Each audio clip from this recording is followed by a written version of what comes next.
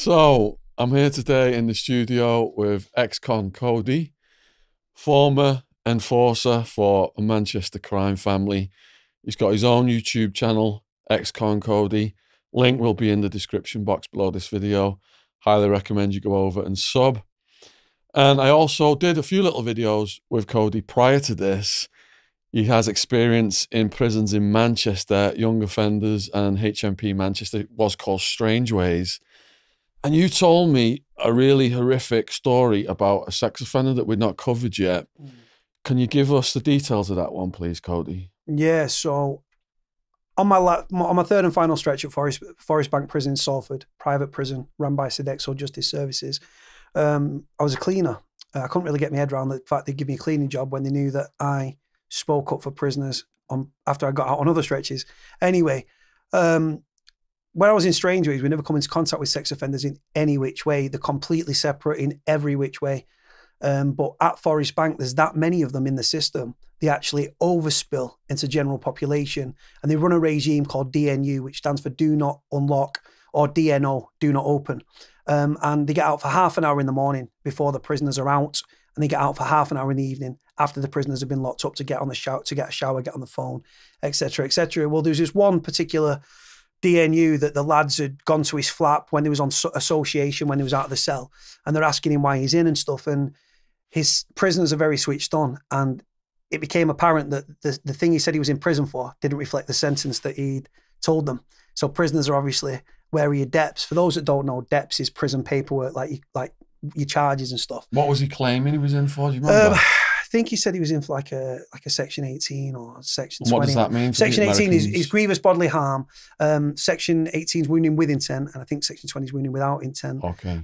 So serious charges, broken bones, or you chop someone or stab somebody. That's what you're looking at. Anyway, the prisoners were like, "Nah, something's not right here. Why are you behind your door?" And I think this was the kid's first time in prison. So they were harassing him behind his door and stuff. He wasn't forthcoming with his paperwork. If you're not forthcoming with your paperwork, there's a reason why. So prisoners started to like, give us your paperwork. And when he didn't, it just became, he was getting hounded behind his door. You're a fucking nonce paedophile. Yeah, paedophile. Chomo. In America, you call it a chomo, child molester, paedophile. And he was abusing him behind his door and stuff. And this kid was having, first time in prison, he was having an horrific time. And then on top of it, the lads have clocked it. So he's getting hounded and hounded and hounded and hounded. And the flaps, it used to be a medical wing. So the glass on the thing actually slid. It was like Perplex glass. And you can actually slide them open. Prisoners are throwing shit at him, swilling him with piss. Kids like just going out of his mind. He's not handling it very well. He's not eating. He's threatening to harm himself. Anyway, I was unlocked. Most of the lads, prisoners, were locked up.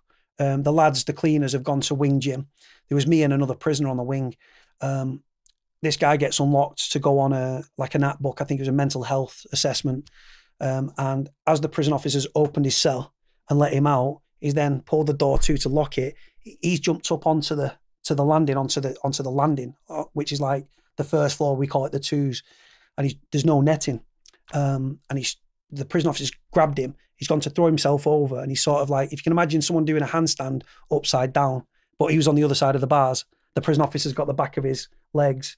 So he's going down. Is he about to drop? Yeah, literally. And the prison officer's like holding the back of his legs. He's not the biggest officer in the world, Sandal. And he's grabbing his legs, grabbing his legs, grabbing his legs, grabbing his legs. And then gravity took hold. His pants came off. His pants and his underpants came off in the prison officer's hands. I've come out and just seen him fall head first. Missed the pool table by probably inches. Head first, the crack was, it stayed with me. And there's an indentation in his skull. His neck was to the side. He's bleeding from his ears. It was, it was very apparent that something was seriously wrong now. Obviously, we was then locked up.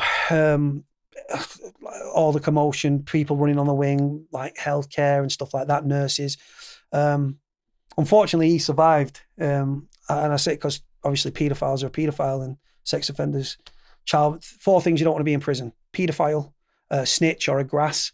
Hold on. So a grass, a child murderer, a paedophile, or a rapist.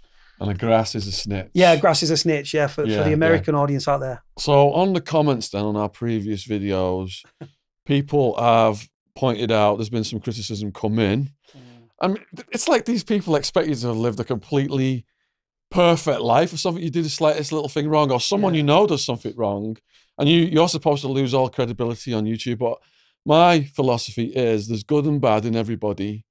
I like to concentrate on the good. I know what you're doing now. You're going in schools, speaking to year groups, trying to get them out of crime, not going down that road of crime. You're speaking in universities to crime departments so they can understand the psychology of crime. All this positive stuff you're doing, critics aren't focusing on that. They're focusing on stuff like that's in the news, the crime family you're working for, Noonan, fact that he ended up down the road, he ended up in his own indictment for some sex offences, which you knew nothing about at the time. But before we address this, and how was it that you ended up getting in the mix with this crime family? How did you yourself get into crime? Right. So I was, me personally, I got into crime from like a young age. I saw that my mother wasn't academic and struggling to put food on the table and stuff, working minimum wage jobs and stuff. Was this in Manchester? This was in Manchester, yeah. And she was struggling to put food on the table. So I saw minimum wage as a struggle. I wasn't academic in school. I couldn't apply myself. I was bullied for a long time, and then I sort of snapped in like the first grade of secondary school, like year 7, first grade in secondary school. And then I ended up, everything that all my life experiences of being bullied and stuff came out in this moment. I ended up battering this lad. And from that moment on, I just realized that violence is actually a very good tool to control people, to ascertain certain goods, and so that people leave you alone. And I never looked back, and I was extremely violent going forwards. Before you became violent, why do you think people were bullying you in particular? And were you always a big lad? No, I was a skinny little runt. I had big ears, I had my ears pinned back. I was bullied. I was relentlessly bullied, so much so that I tried to hang myself in like my mum's bathroom at home. I tied a skipping rope and tied it around the loop on the thing, and it was quite tight. How long was this bullying going on for from probably 7, 8 years old, comments being made about big ears, taxi doors, Dumbo. And that then, like I said, I was kicked out of one school, went to another primary school, happened there, went to secondary school. But every time there was an incident in my life, it was like throwing a can of Coke or soda at the wall. It was that pressure was building up, This was going on for years, the bullying. I can't imagine. And then I just wanted to die, man. It's fucking horrible. And I used to like, my mum would come into my room and she'd be like, I'd have a coffee or something, and I'd be like, I'd be holding the cup to my forehead, and then she'd check my temperature and she's like, oh yeah, you're too hot. You stay off school today. And things like that. I'd do whatever I had to do, whether it be Skive school or WAG school or play truant, I guess you'd say. And like I say, I went to another secondary school and then another secondary school, and I just couldn't apply myself. What was the worst things the bullies were doing to you? Just taking my money off me, kicking the shit out of me, starting fights with me, pushing me into the mud, just horrible stuff. One kid he brought a BB gun to school and he thought it was funny to shoot me with a BB gun and stuff. And looking back and stuff, I can laugh now, but at the time it was fucking hell on earth. And I didn't. Imagine, yeah. I was a skinny little kid. And the thing is, obviously, the weaker members of society become victims for the most part. And like I say, it's that alpha sort of omega sort of thing. And I was definitely an omega, and I was scared. I only had a fraction of what you had. I was one of the last to grow in my year group. I was skinny as well, so there was a period of months where the rugby players were beating me up and shit, and I was like asking my parents, like, when you I want to change school and all this stuff. So it's blown up, isn't it, in your head? It's so intense at that time. I can understand why you would want to commit suicide, yeah. And then the thing is, at like age 11, there was a boxing gym where I lived on a Tuesday and a Thursday. I used to go there training. And I thought it was like, it's like to let that anger and aggression out and sort of channel it and sort of direct it positively. All it really taught me to do was how to hit harder, how to transfer your weight to get the most out of a punch from a young age. And I thought, this is going to reinforce anything when it comes to bullies and stuff. And like I say, I ended up in this year 7 situation, which was the first grade of secondary school, when this guy started to fight me on purpose because he wanted to that's what he was trying to get out of it. And then people are gathering around, fight like they do in school. And I don't know why, but the can of soda that had been thrown against the wall that many times exploded. And I kicked his ass. And from that moment, I knew that was like, I ain't going to be a fucking victim no more. Yeah, mate. I was like, that is it. Like, never look back. Don't ask questions. Punch first, ask questions later. And I say that to my shame and to my detriment now, because probably broke more jaws than fucking Valentino broke hearts, but I was aggressive and I was violent because the reason I was violent is because then people think, oh, don't fuck with him. And I'm nobody, but I was violent to the extent that I was carrying weapons to school and stuff like that. And when you beat that one kid then after that years of bullying, it was like a release, I was going to ask, did you have this triumphant feeling? Yeah. I say it to me shame, but I reveled in it. I reveled in that moment because I was like, you know what? I was like, I'd not had sex at this point, but it was a euphoric high that I got. And every time I got into a violent incident and stuff, and as I got older and stuff, it matured and I matured with it and I became more violent and aggressive and stuff. And I say that to my shame and stuff. It's not a good thing. But would you say you became addicted to violence at some point? Yeah, definitely. I'd search for it. Like the smell of blood has got like that sort of copper 2p sort of smell to it. And whether it was my blood or somebody else's blood, I mean, I'm physically scarred and fucking emotionally scarred. And like I say, I've also hurt other people. And when I used to be involved in an incident and stuff, sometimes there's a person with a level head and stuff, and it's like they'd rein you in. But if I remember once I went over the top with this kid and I just thought, you know what, I'm going to end up killing some fucker or someone's going to end up killing me. And like I said, I was carrying weapons and stuff like that. And like Stanley knives from like my stepdad's toolbox or even fucking a knife from the fucking kitchen block. Guns? Not at that age, not in my teenage years, but when I sort of I started living in Rochdale and stuff. I'd been homeless, ended up I did my security license and stuff to be a bouncer. I wanted to protect certain people, and that was the original aim, but then obviously you end up fucking people up as well. But I ended up dealing drugs for a local gang, a drugs gang, and they was moving on a national scale, heroin and crack cocaine. Is that a Rochester? Rochdale. Yeah, Rochdale. Sorry, Rochdale, yeah, which is Greater Manchester. And they was moving on a national scale, heroin and crack cocaine. Now, originally, I was at the bottom of the pecking order because you've got to prove yourself and stuff. Started to take steroids, got into the gym. When you've got a bad temper and then you're taking steroids and you've got that you too much testosterone for your body to take, you don't know. It's like having a paranoid schizophrenic or something. You didn't know what you was going to get every day, like who I was going to be. Sometimes I'd be passive and something to get away with something. Another time I go over the top and over the littlest thing and stuff, and it wasn't fucking. But anyway, so taking steroids, got into the gym, I was training, I started to have like a growth spurt, and then I started to become a debt collector for the gang as well. And then I ended up running their operation pretty much, like cutting it, bagging it, fucking it off, but not street level. It was bigger than that. And like I say, you earn your stripes, so to speak. If you are loyal and you're not dipping your hand in the cash and stuff like that. I was earning good money. I was driving fast cars, like I say, top of the range sports cars, Porsche Cayennes, BMWs, convertibles, Mercedes. How old are you at this point? I'm like, what? Early 20s. Okay. Like just before you got shot then? Yeah. Shot at, yeah. Early 20s. Anyway, that then transpired that I was working at doors and stuff. And like I say, when I was on the doors, I wanted to protect vulnerable people because I hate bullies and stuff. And obviously, like women they're not as big as guys in stature and they can't handle as much drink. Well, they can these days, can't they? Most women. They put us to fucking shame. But yeah, and then it just transpired from working at doors, and I started doing like little bits of protection work for like wrestlers from America and actors and stuff. Not like A-list actors or anything. Doing bits and pieces, debt collecting, carried on doing what I was doing, and was like grafting out my own reputation in the local area as like, he's loyal, he doesn't fuck people over. I give you loyalty you only get from a dog. Now, don't drag me ass across the carpet, and I haven't got fleas and I can't lick my balls, but I would if I could.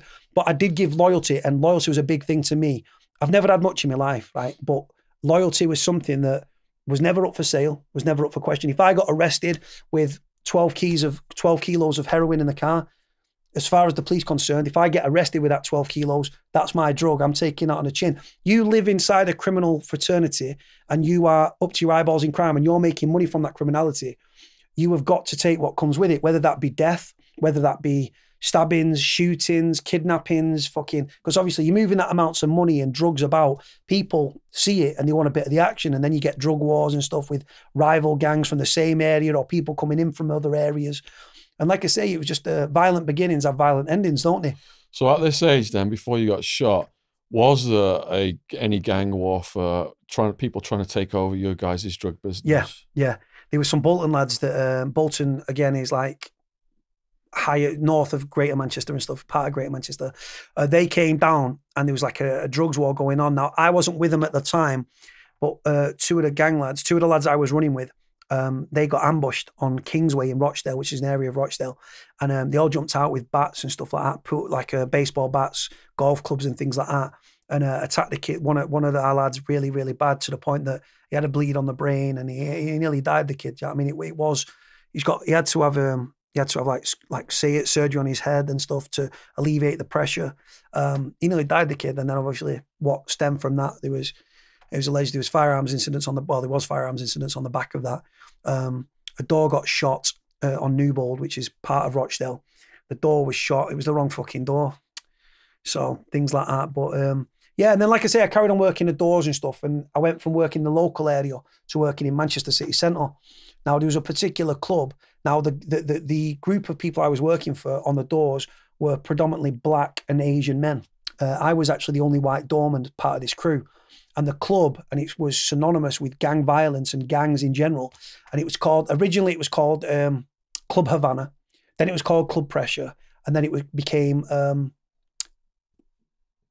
Club Havana, Clubs Hidden. It was known as Hidden. And we was running the door there. Now, the club was actually being on a documentary because the interiors, as soon as you walk into the club, because there've been shootings and stuff in the past, there's actually like Kevlar sort of walls and stuff built into it. Honest to God, this is still out there for people to see, this documentary, right?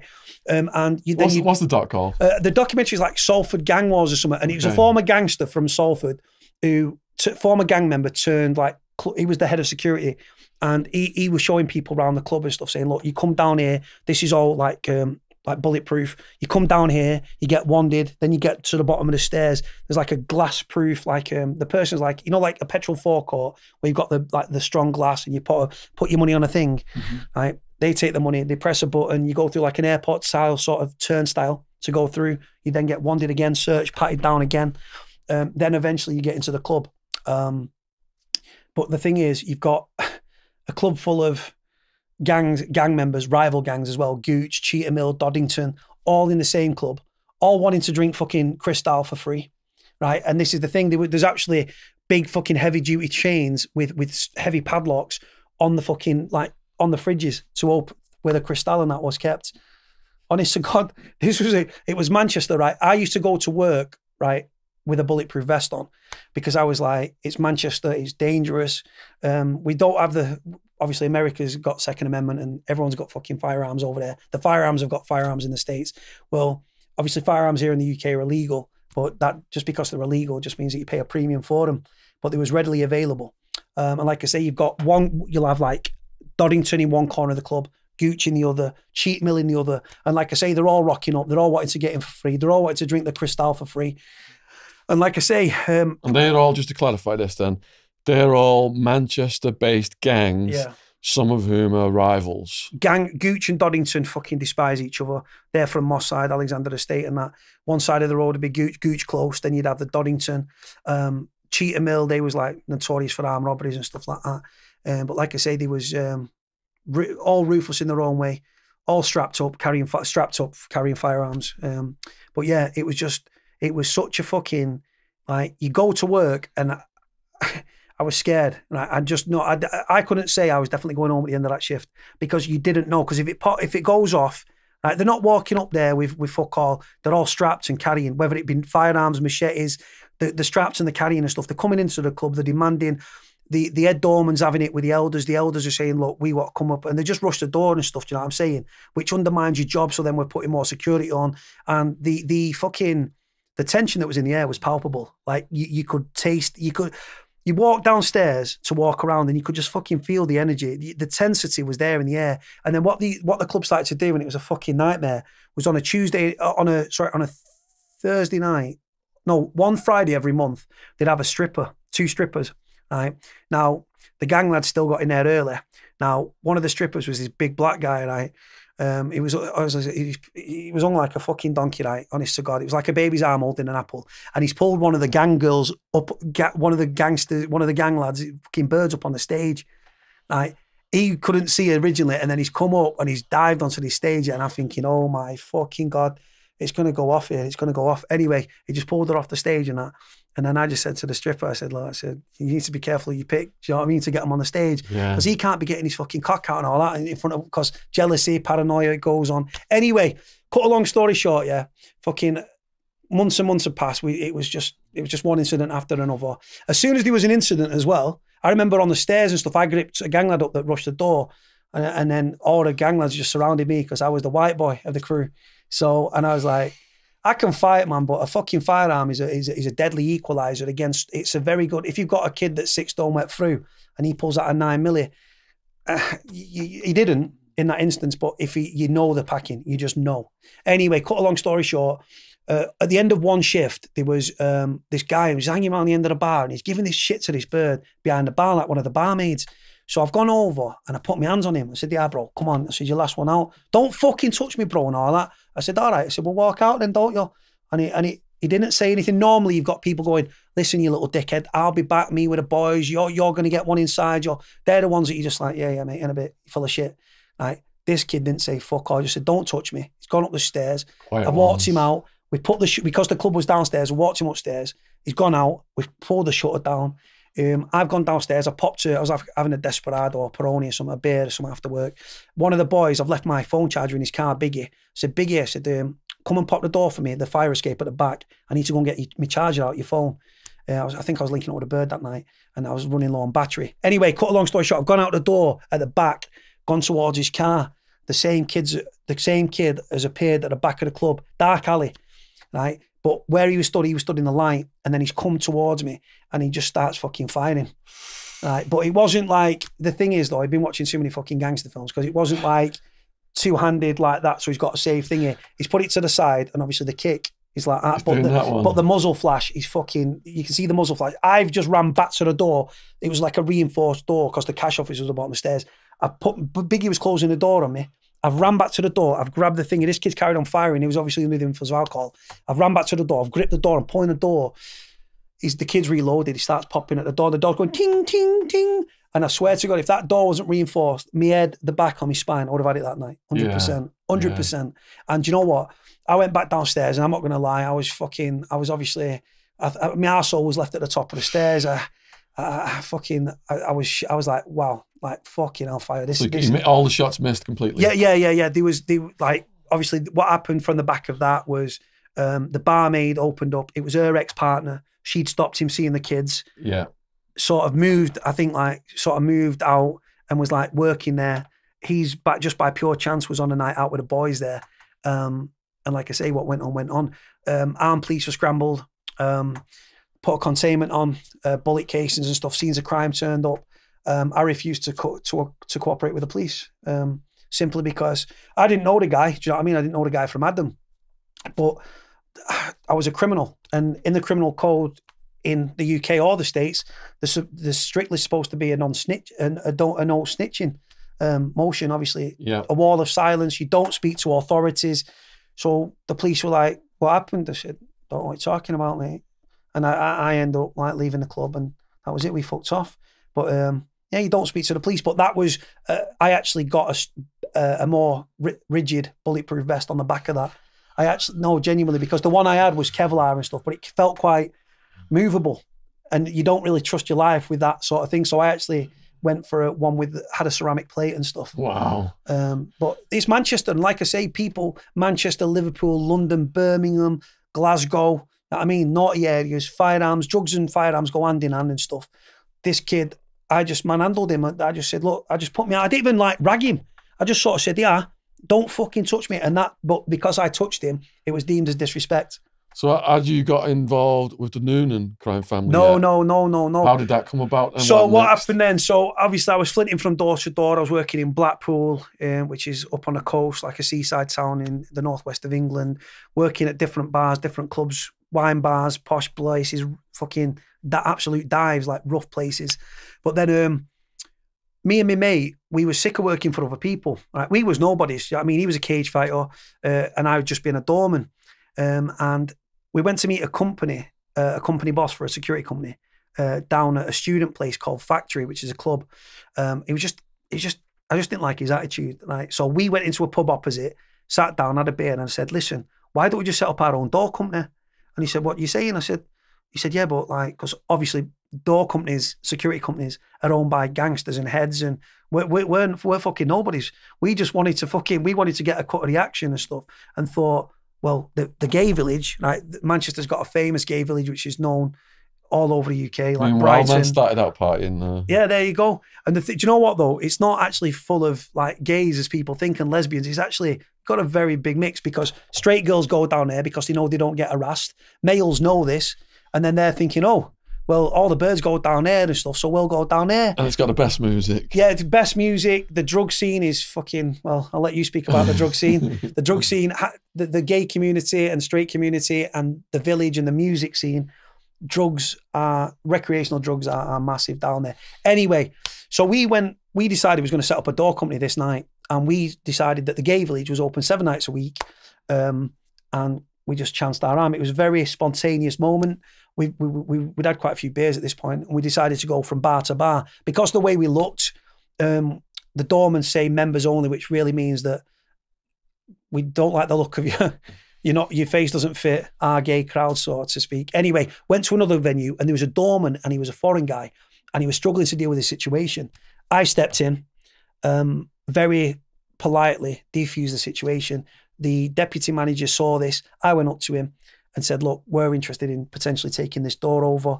Could we set up a meeting? Cut a long story short, we ended up eventually taking the door over from this guy that had it for a long time. He was a very well-known figure. We'd taken over the door, and I was on this door, and then one night I'm just looking left, I'm looking right, and something caught my attention down the way, and then the next minute I glance left and I see this hulking big bald head, and I thought, fucking hell, I know your face. You're Dominic Noonan. Now, Dominic Noonan, for those that don't know, is a gangster. He's from the notorious Noonan crime family, and he's someone that I'd watched documentaries on and stuff like that. And I was raised watching serial killers, gangs, and gangster documentaries, and I went on to be involved in all of the above. I corresponded with serial killers, obviously mixed with gangs, and then I met Dominic Noonan. And can you explain Noonan's background and what he did to become a gangster and get this fearsome reputation? Yeah, he was one of 14 siblings, 7 brothers, 7 sisters, all named D, because the family originated from Ireland, Dublin. So the D was for the first names for all the children. And he was known for armed robbery, prison escape, like serious, like dangerous individual, firearms, witness intimidation, stupid amounts of armed robberies. But that's how he carved out a reputation for himself. Were the dead bodies on the way there? Dominic had been arrested and questioned on suspicion of 6 gangland murders. 6 murders? Six gangland murders, but never convicted. It's like the Teflon Don. Well, so it appeared at that time, yeah. Well, saying that though, at that time, he must have done 27, 28 years of his life in prison. Oh, are they? Okay. So not Teflon in the sense of serious charges like that, like where you're going to get lifed off. Like, yes, he was like nothing stuck, but then, like I said, he in and out on different armed robbery charges, this, that, and the other, prison escape and stuff like that. Escape. Yeah, he escaped down in Salford and stuff. They sprung him, and the prison officer that was cuffed that pissed himself. How did they spring him? Where was he? He was on, I think he was on just near Odsall, near the Salford Lads Club, which is notorious with the Smiths, the band, and like stuff like that. He was going down there, and they've just pulled it. They just fucking boxed the fucking van in. Get out, fucking car now. And the firearms and all that were involved. So they intercepted prison transport. Yeah, prison transport between one facility and another facility. Sprung him, and like I say, the prison officer pissed himself.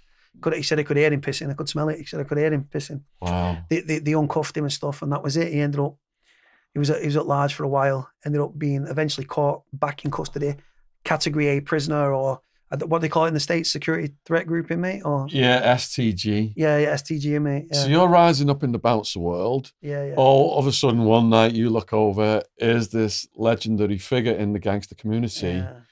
How did you guys' paths cross then? So I'm on the door and stuff. Like I said, we held a tight door and stuff. We was good doormen. We wasn't dickheads. We'd been the pissed up punters we'd kicked at that we was knocking back. So I didn't have an ego or a chip on my shoulder. I was just down on the level. So anyway, I've looked to the left and I've seen this fucking hulking bald-headed figure He's got a very distinctive look, Dominic. He's like I say, he's quite a big guy. So I looked and I thought, fucking hell, I watched documentaries on you. And like I said, I've been involved with the drug trade and like all that sort of thing. But actually meeting someone that I'd actually watched on a gangster documentary was like, wow. And like I said, I was interested in it anyway. So he's come to the door and he said, let me guess, members only. Now, members only, like I've alluded to, was something that you say to someone that your face doesn't fucking fit, mate. Do you know what I mean? You're not coming in our club. But that's a polite way of saying it, members only. So anyway, he said, let me guess, members only. I said, no. I said, you're free to go in. He went into the venue. He was with another lad. He was doing he had this company called Barrel Boys. He was doing beer deliveries from the back of a van. Like at 3 a.m. when he can't get a beer, he's delivered it. He's turning up. This gangster for armed robbery and firearms and stuff. He's turning up at people's things, dropping beer kegs off and like crates of fucking beer and stuff. So he's gone into the club. He's had a few drinks.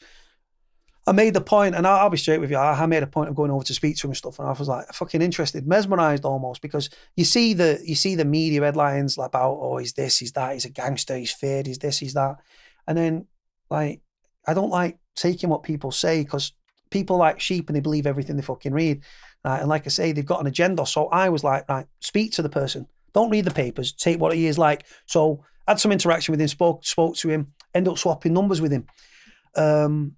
The next day, me and my guy that I was working on the door with, my mate, my business partner, like I said, this was our door. Contract was worth like, what, 54 grand a year to both of us, like split down the middle. Went and met him the next day. Met him outside the Printworks, which is a former printing press turned it's like a New York street inside a building with bars, restaurants, cinema, things like that. Met him outside there. He was late because the armed police had stopped him. He was under constant surveillance and stuff. It wouldn't surprise me if MI5 and MI6 and everything were on him. Remember, he had strong Republican ties, the Irish Republican Army and stuff, terrorism. Yeah. He had strong ties to the organisation, like the IRA and IRA sympathies and stuff in a united Ireland. So I was a former British Army soldier, which is just fucking mental, because I remember once I was in a car with Dominic, and it was me, Dominic, somebody else who I won't name, and somebody else, and I was like, fucking hell, I'm sat in the middle, in the back, and thinking, fucking hell, I'm not tied up, I'm not in handcuffs or fuck all, this is all right, this. But yeah, like I said, in the eyes of, I went from being an associate to being a friend, and I was constantly with him. Very much so for several years. Several years. I was by his side. So you bodyguarding him then? I don't say that, but in the eyes of the police and police intelligence, that's the way. Because I was a doorman and I'm, like I say, 6'3". People, the way that it was, and when I was on the documentary, the way that it was perceived was, he's Dominic's mind. Or no, I don't say that. I was just a loyal friend that had his back. But like I say, people use that word, don't they? People throw. And what dangerous situations arose over that period of time? Was that when you got stabbed? Oh no, I've been stabbed fucking numerous times. Like I said, I've been lucky not to. When I was on the door, someone tried to shank me up, but I was wearing a vest, so the vest took the impact of the blow. But fucking scars all over my hands and stuff. But no, with Dominic and stuff, it was just like the police, the heat from the police was absolutely astronomical. I mean, obviously this guy, like I said, you've got to think firearms, prison escape, fucking armed robberies. Even when he wasn't active, the police thought he was active. And we was very, very conscious of police surveillance and police tactics and stuff.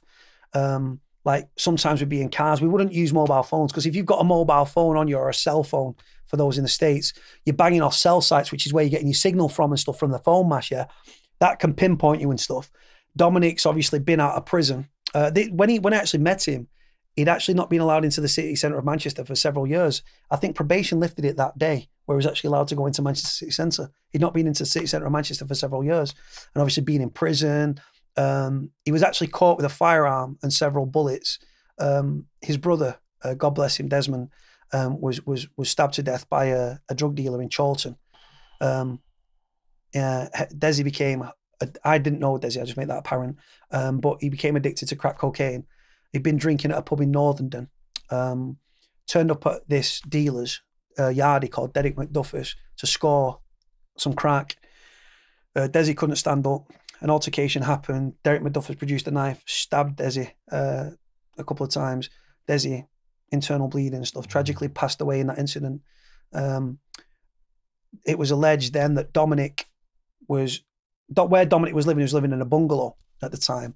And in the tree adjacent to the house, the police had set up surveillance cameras in the tree, right? And he was supposed to use one car, ended up going in this other car, and it was a Jaguar, and in the engine compartment there was actually a storage thing made, and there was a revolver, and I think it was 9 bullets. And what the police tried to say is that Dominic was on the way to avenge his brother's death, and that was on the way to the northeast and stuff. Got arrested, heavy armed police escort and stuff to and from the court and the trial and stuff like that. Remanded in his custody. Derek McDuffis was charged with a murder. Ended up in Strangeways, HMP Manchester Strangeways prison, Category A prison, high security prison in Manchester. That's where we had the guard. Neil Samworth. Yeah, Sam. He was speaking about those prisons. Yeah, and people were saying, bring someone who's been in those prisons. Yeah. But yeah, keep going with the Noonan story. Yeah. So Derek McDuffis, he ended up in Strangeways. Within a few hours of him arriving at the prison, he was hospitalised severely because obviously what the crime he committed, about how respected and feared Desmond was. Like I say, he was a gangland enforcer. On a documentary, he was questioned how many alleged murders and hits he carried out. The Donald McIntyre said 24. He said it wasn't 24, it was 20, like 27. And then, like I say, Desi was tragically killed and stuff. And like I said, I didn't have anything to do with Desi. I'm just touching base with that story. But yeah, Derek McDuffis was attacked in prison. Dominic was arrested for the firearms and the bullets that were in the engine compartment of the vehicle. And like I say, he was obviously jailed on the back of that. And then he got out, and that's when we ended up meeting up. And like I say, I was with him a lot. And the thing is, rather than using mobile phones, we'd have like 50-mile radios and stuff. We changed the frequency regularly. Dominic tried to set up a business, GMP, which that's what Escobar did with the radio phones and the frequencies. Yeah. 50-mile radios, call signs and stuff like that. So you'd never know who the call sign was for Dominic. Things like that. But he set up a parcel business. Now, this was funny. He's trying to piss the police off. Dominic hates the police, but rather than trying to just avoid it, he'd go head to head with the police. And if you try to fight the system will fuck you in the ass and will put you in jail. So anyway, he set up a parcel company called GMP. Now, GMP, for those that don't know, is an abbreviation for Greater Manchester Police. And he set up GMP parcels, right, to piss the police off. And he was just he had a lot of entrepreneurial ideas and stuff like that. And like I said, he pissed the police off. We knew he was being surveilled by the police. I remember one time he came up and I met him. He wasn't driving. We met on a tram. I get on a tram, and the first thing he said to me, "Have you noticed anything?" I look around, and there's the tram was very busy, but there was a male and a female. And I said, "They're all Bill then." He said, "Yeah, they are." So we've come off the tram stop. And old Bill means old Bill means police. Yeah, sorry guys. Yeah, sorry, coppers. Yeah. So we've got off the tram at the end station, gone up the escalator. We was only meeting somebody at the top to give them some money. Turn around and come back. The coppers are like a few steps behind us, coming up the escalator behind, up. And then we got to the top. We handed the money over to the kid. We turned around and came back. They then hot-footed it behind us. So we fucking knew. So when we got on the tram, the next stop, we waited for the tram was like beep, beep, beep on the door as the door was about to close. And we just slid through the door. And as the police was just waving them off like that. Because the thing is, in one operation, they spent like £1 million surveilling Dominic in a 6-month period. Wow. It was constant. What was the scariest moment working for him for you? Just, do you know what? Like, there wasn't that many, like, we word people up and we do what we was doing and stuff, but like, just the one thing that was annoying me and frustrating me was the police attention, because I was running doors by night, right? And I've got fucking police raiding me. There's no one in the club, and the police are raiding the club and all that. I've got armed police coming through my fucking door 3-4 in the morning. No, but I'm fucking winding me up. I'm sat there and I'm like, you know what? Like, there's no police inside. They just kicked me door through. And when they went for Dominic, they go for me, right? And then it got a bit messy with these fucking, this family that we used to knock around with who were criminals, right? The father, his mongy sons, right? These sons were fucking weirdos, right? And there was a fallout between Dominic and this man and his male kids, right? He had like 5-6 kids, yeah. And he was up on stolen caravan charges, this guy. And he was working with the police. He was a police informer, supplying information on Dominic.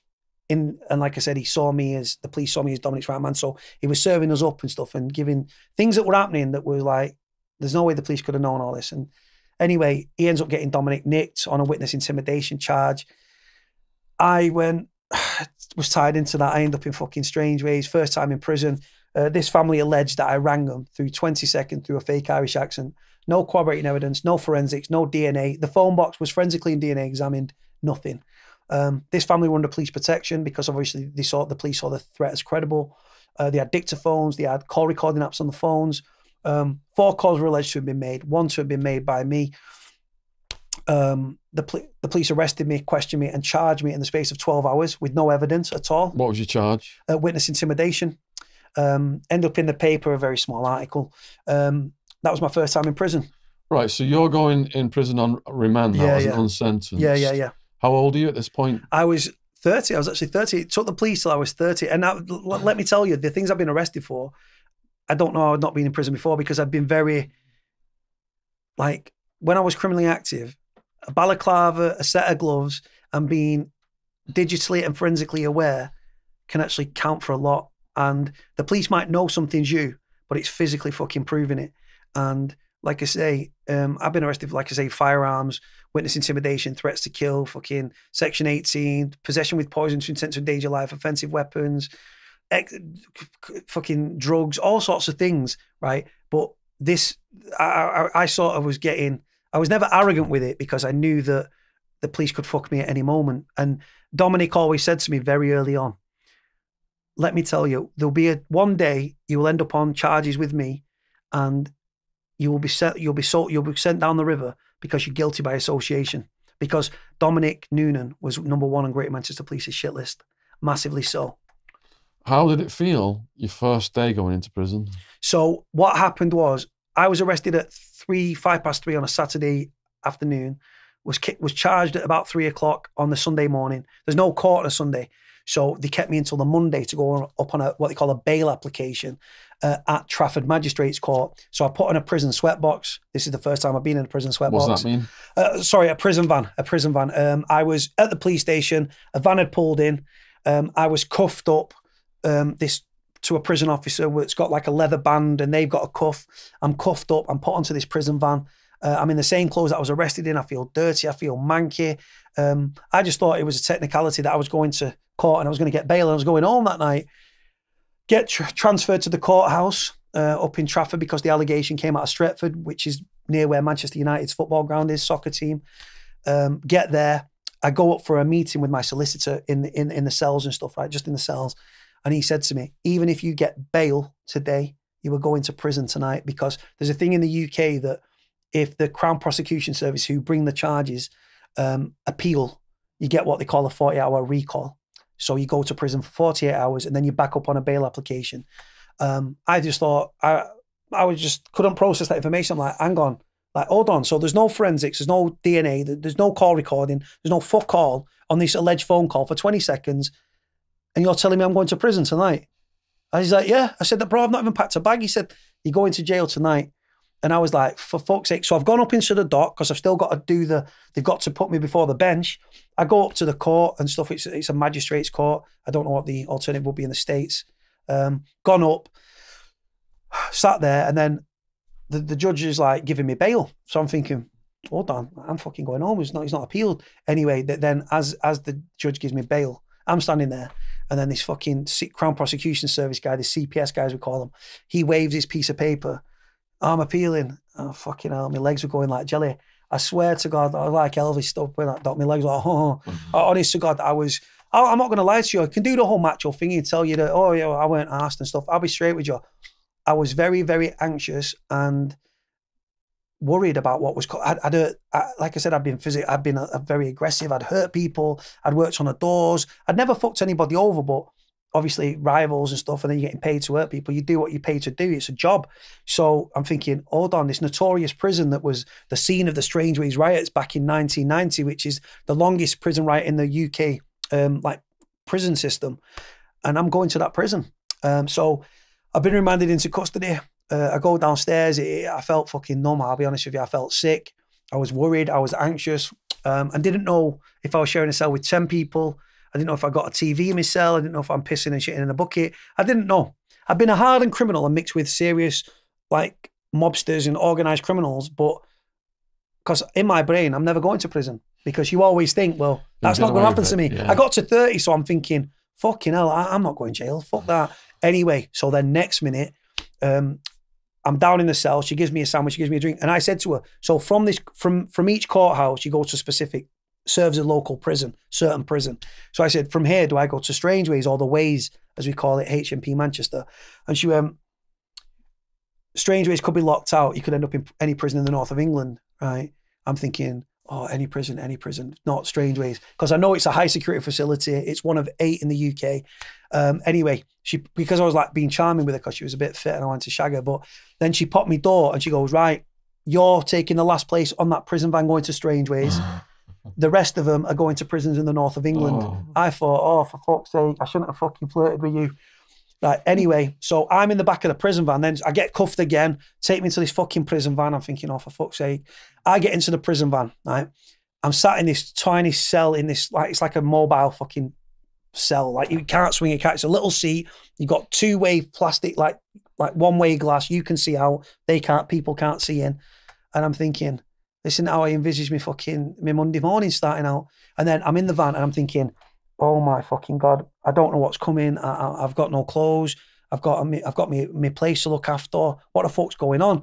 Anyway, as I'm on the van, just spiraling into depression, thinking, oh, my life's fucked. But I started to think then, well, hold on, I'm going to prison. I want to get skills, training, education. I'm going to have a second chance at society. How fucking misguided and stupid was I? Right? Everything that I'd thought prison was like, no. So I'm on the prison van, people shouting, we're going home, we're going home. They're loving it. They're jailbirds, them. They're like, we're going home, we're going home. I'm sat there, but yeah, I'm sat there thinking, oh my fucking God. I'm sat there and I thought, these lot of lunatics. I'm thinking, why are they cheering and stuff? We're going to a prison. Are you fucking stupid? Anyway, they're shouting to the prison officer, miss, can we go through McDonald's drive-through, miss? And I'm thinking, oh my fucking God, my world's come crashing down. And these jokers at left and right of me and that are fucking buzzing, excited and that. And I'm thinking, oh God. So anyway, the journey sets off and stuff. And I'm looking at things and I'm thinking, yeah, it's the last time I'm going to see one of them. Because there was no charges against me. So what I couldn't grasp the reality of was, how the fuck am I going to prison with no evidence? Because I wasn't aware of holding charges and shit like this at the time. And obviously, in the back of my mind, I'm thinking, Dominic did say, if you ever get arrested with me, you're going to prison. And they'll probably throw the book at you as well because you're guilty by association, because I'm number 1 on Greater Manchester Police's shit list. They hate me. The judges fucking hate me. He said, so I'm sat there thinking, of all the people and all the crimes, right, why do I have to be Dominic Noonan's co-defendant on a fucking witness intimidation? For fuck's sake. So what was the intake like? The intake was, oh mate, right, so we get to the prison, right? And I've been at this prison to see Dominic on visits, I'm previously and stuff. And then we get to the gate and this steel gate just opens and stuff. And we drive in and then people at Screws are getting on the sweatbox and stuff, making sure that the right amount of people in, security checks and stuff. And then they go for the next thing and then they're bringing people off one at a time. And then it's my turn. So they open the door, put on a latch, put my hand out, cuff me, bring me out, put me in. I'm walking in and I don't know what you call a screw in the UK, a governor or a boss or a fucking sir. And I'm like, yeah, mate. He said, I'm not your fucking mate. I'm thinking, if I weren't cuffed, I'd smash you upside the fucking head. I was in their domain. I was so out of my fucking depth, right? It was untrue. Anyway. So the guards make you call them sir? Yeah. In the UK prison system, you call them boss, gov, sir. I mean, miss if it's a female. Yeah, okay. Gov, boss, governor, whatever. So I've gone through. And then next minute he's like, right, go in there and take your clothes off. And I said, come again. And he said, go in there and strip naked. He said, do your top half first, and then we do your bottom half. I'm thinking, yeah, I thought, this is what I signed up for and stuff. And they're standing there with fucking latex gloves on, and I'm thinking, is this a cavity search? Do you know what I mean? I thought, what the fuck's going on and stuff? I thought I was going to start digging for oil, but that was just there in case of there was anything on your person that they'd have to grab, like if you've got drugs hanging from your anal cavity, or you've got them cheeked, as they call it. Cheeked is where you plug drugs between your arse cheeks. Yeah, in America they had the finger wave. In Arizona, where they actually stuck a rubber gloved finger up your arse to see if there's any drugs in your anus, but it got ruled unconstitutional, so they stopped it. Yeah, well, honest to God, well, they're standing there. I've got 2 big burly screws and that there. Like, I'm thinking, I'm standing there, start bullet naked as the day I was born, thinking, I'm not having a good time in prison right now, and I've not even started this journey yet. I'm thinking this is a bit intimate. I mean, I didn't even get his name, do you know what I mean? And then I'm standing there, starboard naked, and he's telling me to squat and all this, and I'm thinking, what the fuck's going on?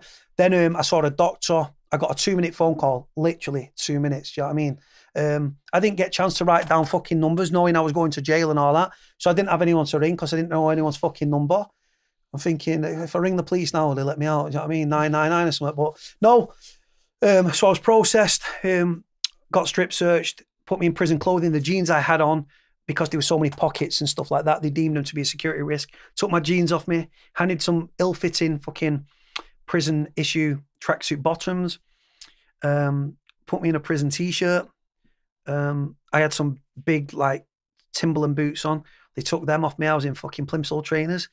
I'm thinking, if I can run fast enough, I'll get away from these fuckers, because plimsoll trainers used to run dead fast when I was in school. But then next minute, I'm put in a holding cell. And this big holding cell, the TV's in a fucking case on the wall. I'm thinking, we're not going to try and steal that, mate. We're in jail. And then I'm in this for several hours. How many people were in the cell?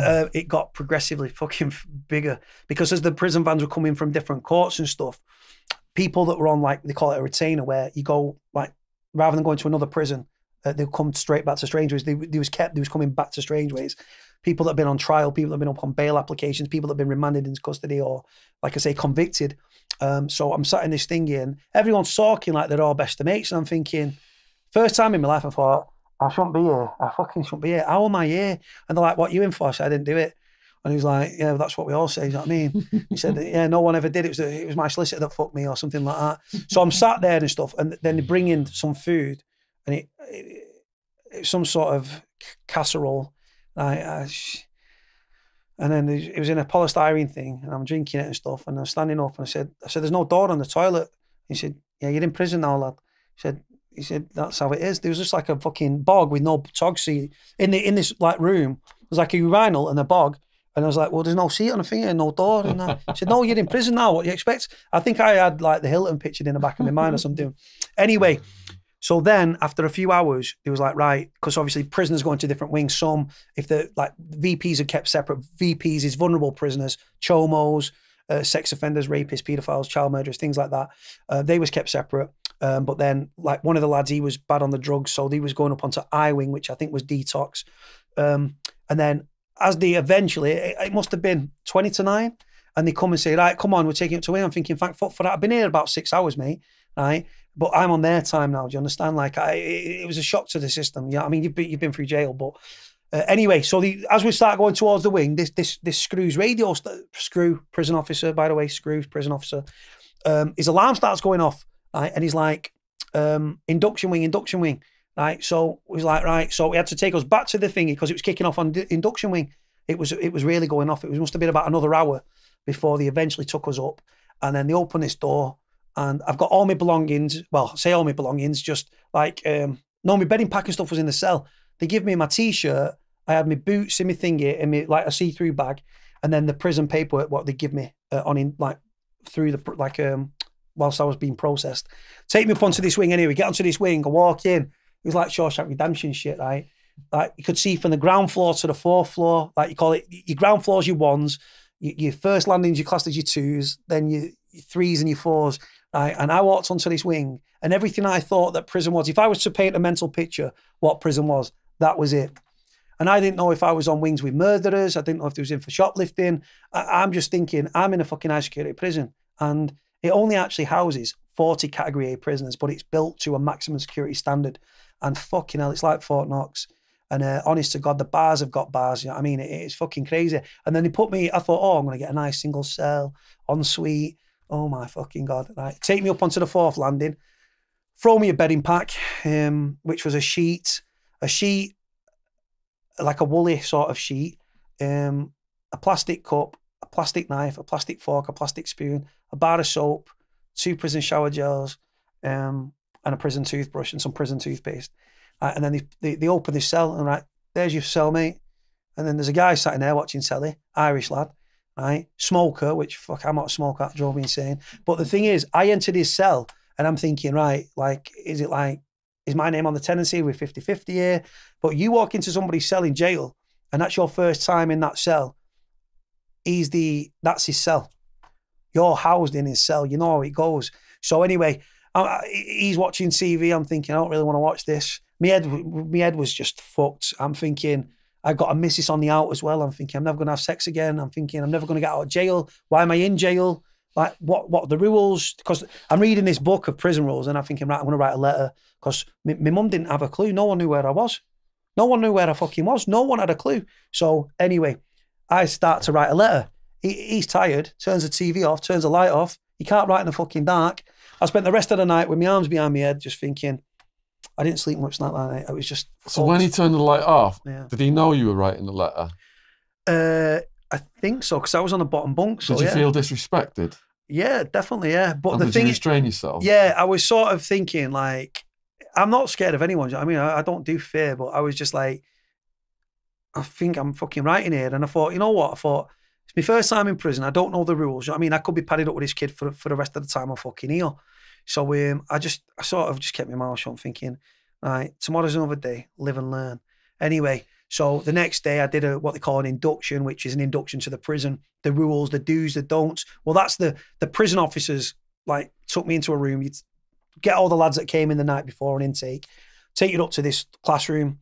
They show you, like, don't set cell fires, don't borrow, because in the UK, if you borrow something, you've got to pay double back, or double bubble, or double trouble, as we call it. At the time, the smoking ban wasn't in force. So if you borrowed a quarter of tobacco, you'd have to give ½ ounce back. You borrow ½ ounce, you've got to give an ounce back. You borrow a shower gel, you've got to give 2 back. Double bubble, it's how it goes. I mean, there's prison rules, and then there's the fucking prisoners' rules, and fuck the prison rules. It's the prisoners' rules you don't want to fall foul of. Fall foul of them and stuff, and you can end up fucking dead, do you know what I mean? So for someone who's never been to prison, can you explain what are the prison rules of the Manchester prison system? So the rules were like, it was basic on the intake and stuff. It said, if you think setting a cell fire is going to get you moved to another prison, or like put in a single cell or whatever, that's not going to happen. Don't borrow things, respect the fucking prison. If you don't smoke on the landing, don't walk to the shower barefoot, don't borrow things, don't take drugs, fucking all of you, just like basic, like just the rules of the prison. There's actually quite a lot of prison rules. There's a lot of them. And like I say, I was sort of sat there, my head's still going at a million miles an hour, and I'm sort of watching him thinking, right, I ain't got a fucking clue what's going on about, mate. I'm not going to be here long, right? And he's going on about the rules and the regulations and stuff. And away from that, I'm saying to lads, listen, I ain't got a fucking clue, mate. He's, oh, yeah, I've been in jail loads, me, mate. It's like a revolving door for me. I'm here all the time, me, mate. And I'm thinking, yeah, well, I haven't, mate.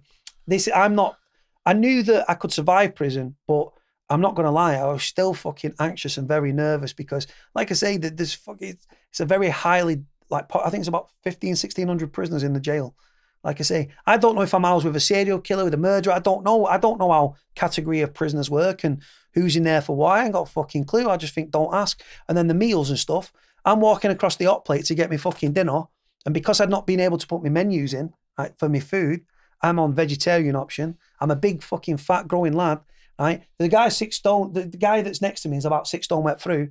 He gets the same size portion I get. I'm thinking, right, well, obviously it's going to take more to fill me. I said, bro, can I have some more, mate? He said, it's not Oliver Twist, mate. Because no, honest to God, the guy that was serving me, because you get served by prisoners, yeah, I've gone across the hot plate and I'm like, I said, hiya, mate, can you spoon up for me? Can I get some more, please? He said, this isn't Oliver Twist, mate. He said, you're in jail now. And because he obviously clocked straight away, you're fucking new to this gig, aren't you? And then they handed me a cereal pack, a child-sized cereal pack, and a small carton of milk. And I was like, yeah, that's not going to cover that. And I actually asked for another milk.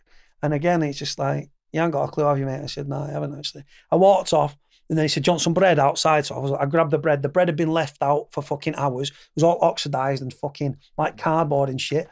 And then I thought, oh, I'm looking around for the tables thinking, I've seen it in American films where you all eat in the same room. I said, no, mate, you go and eat in your cell, you. So get up here now, get behind your door. So I've gone up and locked me in my cell. I'm sat right near to the shitter or the toilet, right, thinking, hold on, what's going on here? I'm eating I sound like a snob, but I'm eating right near to the toilet and I'm thinking, what the fuck? Our cell, right, at the time, right, the construction, there's 3 types of cells in Strangeways, right? You've got your single cell with your toilet at the back, like behind your bunk. You've got a double cell with the same setup, and then you've got a double ensuite, right? Well, my first few cells were just fucking double with a fucking bog at the back, a metal carsy, man. You know what I mean? Padmate's pissing all over the seat and all that. I'm trying to take a crap, yeah? I'm taking a shit. I could have fucking plaited his hair while I'm on the bog. I'm that close. And I'm thinking, But then the smell resonates, right? And it gets into your clothes and stuff. You've got your clothes hung up. Well, he had his clothes hung up. He's like, bro, I'm thinking, Kinell, I'm having a shit. What do you want me to do, mate? I tell you what, though, urinating and defecating in front of another man is definitely a new low. I was like, what the fuck? It was like desensitizing, quite dehumanizing, and quite embarrassing, to be honest with you. And then like the screws don't knock on your pad before they open your pad. They just pop your door, and I'm thinking, I got caught in a cell. I got caught with my dick in my hand a few times. I got caught having a shit a few times. And then it was embarrassing at first. And then you just realize that this is prison and that just get on with it. Anyway, I ended up going up on another bail application. That was knocked back. I got another one, and then you've got to have a change in circumstances. They changed the charge from witness intimidation to attempted. Now that would warrant another, what we call a bail application. So I can get bail, so I can be released from prison. And I'm sat there with my solicitor on a legal visit, and he's like, well, we want to wait for a bigger crack in the finger. And I'm thinking, so if you're sat here where I'm sat, mate, it's your first time in jail, right? And you've got you can apply for a bail app. Why the fuck am I going to wait? I said, get me out of here. Put the bail app in, was rejected. I think, for fuck's sake. Anyway, in between all this, it's kicking off on the wing. People smearing themselves in their own shit. There was a guy, my pad mate, I got padded up with an IPP kid called Connell from Bolton. What does IPP mean or for the IPP, Americans? like indeterminate public protection or in prison for public protection.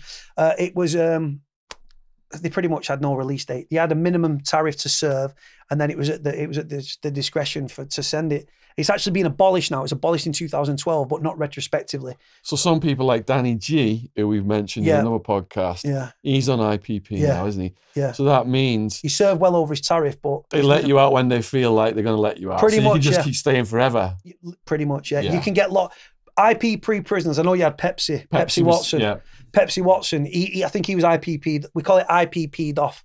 I think he was IPP'd off, and he calls it state murder. Yeah, he's campaigning for it. Yeah, 1,000,000%. And like I say, I've never been IPP, but I've witnessed what IPP prisoners go through on a daily basis. He was jumping through hoops for probation. If he doesn't play ball with probation and the offender management unit in prison, they would have just put a big red cross next to his name. So he jumped through hoops for him. Yes, sir. No, sir. 3 bags full, sir. Yeah. He asked for an oral hearing because it was coming up before the parole board. You've got a paper panel where they just look at it on its merit, on what's there, or you can go in and like represent it, and you come across better in person. He asked for an oral hearing. They give him a paper panel, rejection, slid it under his door and rejected. Another 12 months before he can apply. Smashed the fuck out the cell. I'm hugging onto the TV thinking, please don't kill me. So this is your cellmate? This is my pad mate, yeah, Connell. The Irish guy? No. The Irish guy ended up getting moved. We ended up I think he got out or he got shipped out. I ended up being padded up with this IPP kid then. I see. Yeah, and Connell was from Bolton. He was a loose cannon, taking every drug he could get his fucking hands on. He's getting prescription medication, and I'm walking in, I'm thinking, that's an oral tablet, that. He's breaking it up into a pill and he's fucking snorting it off the side. But yeah, it was, he came back, smashing the cell up. He got a lot of excitement, right? And I could never grasp it. He had a lot of hallucinogenic LSD trips. Right? And he liked to, let's say, spike other people. Oh no. Kettles and such.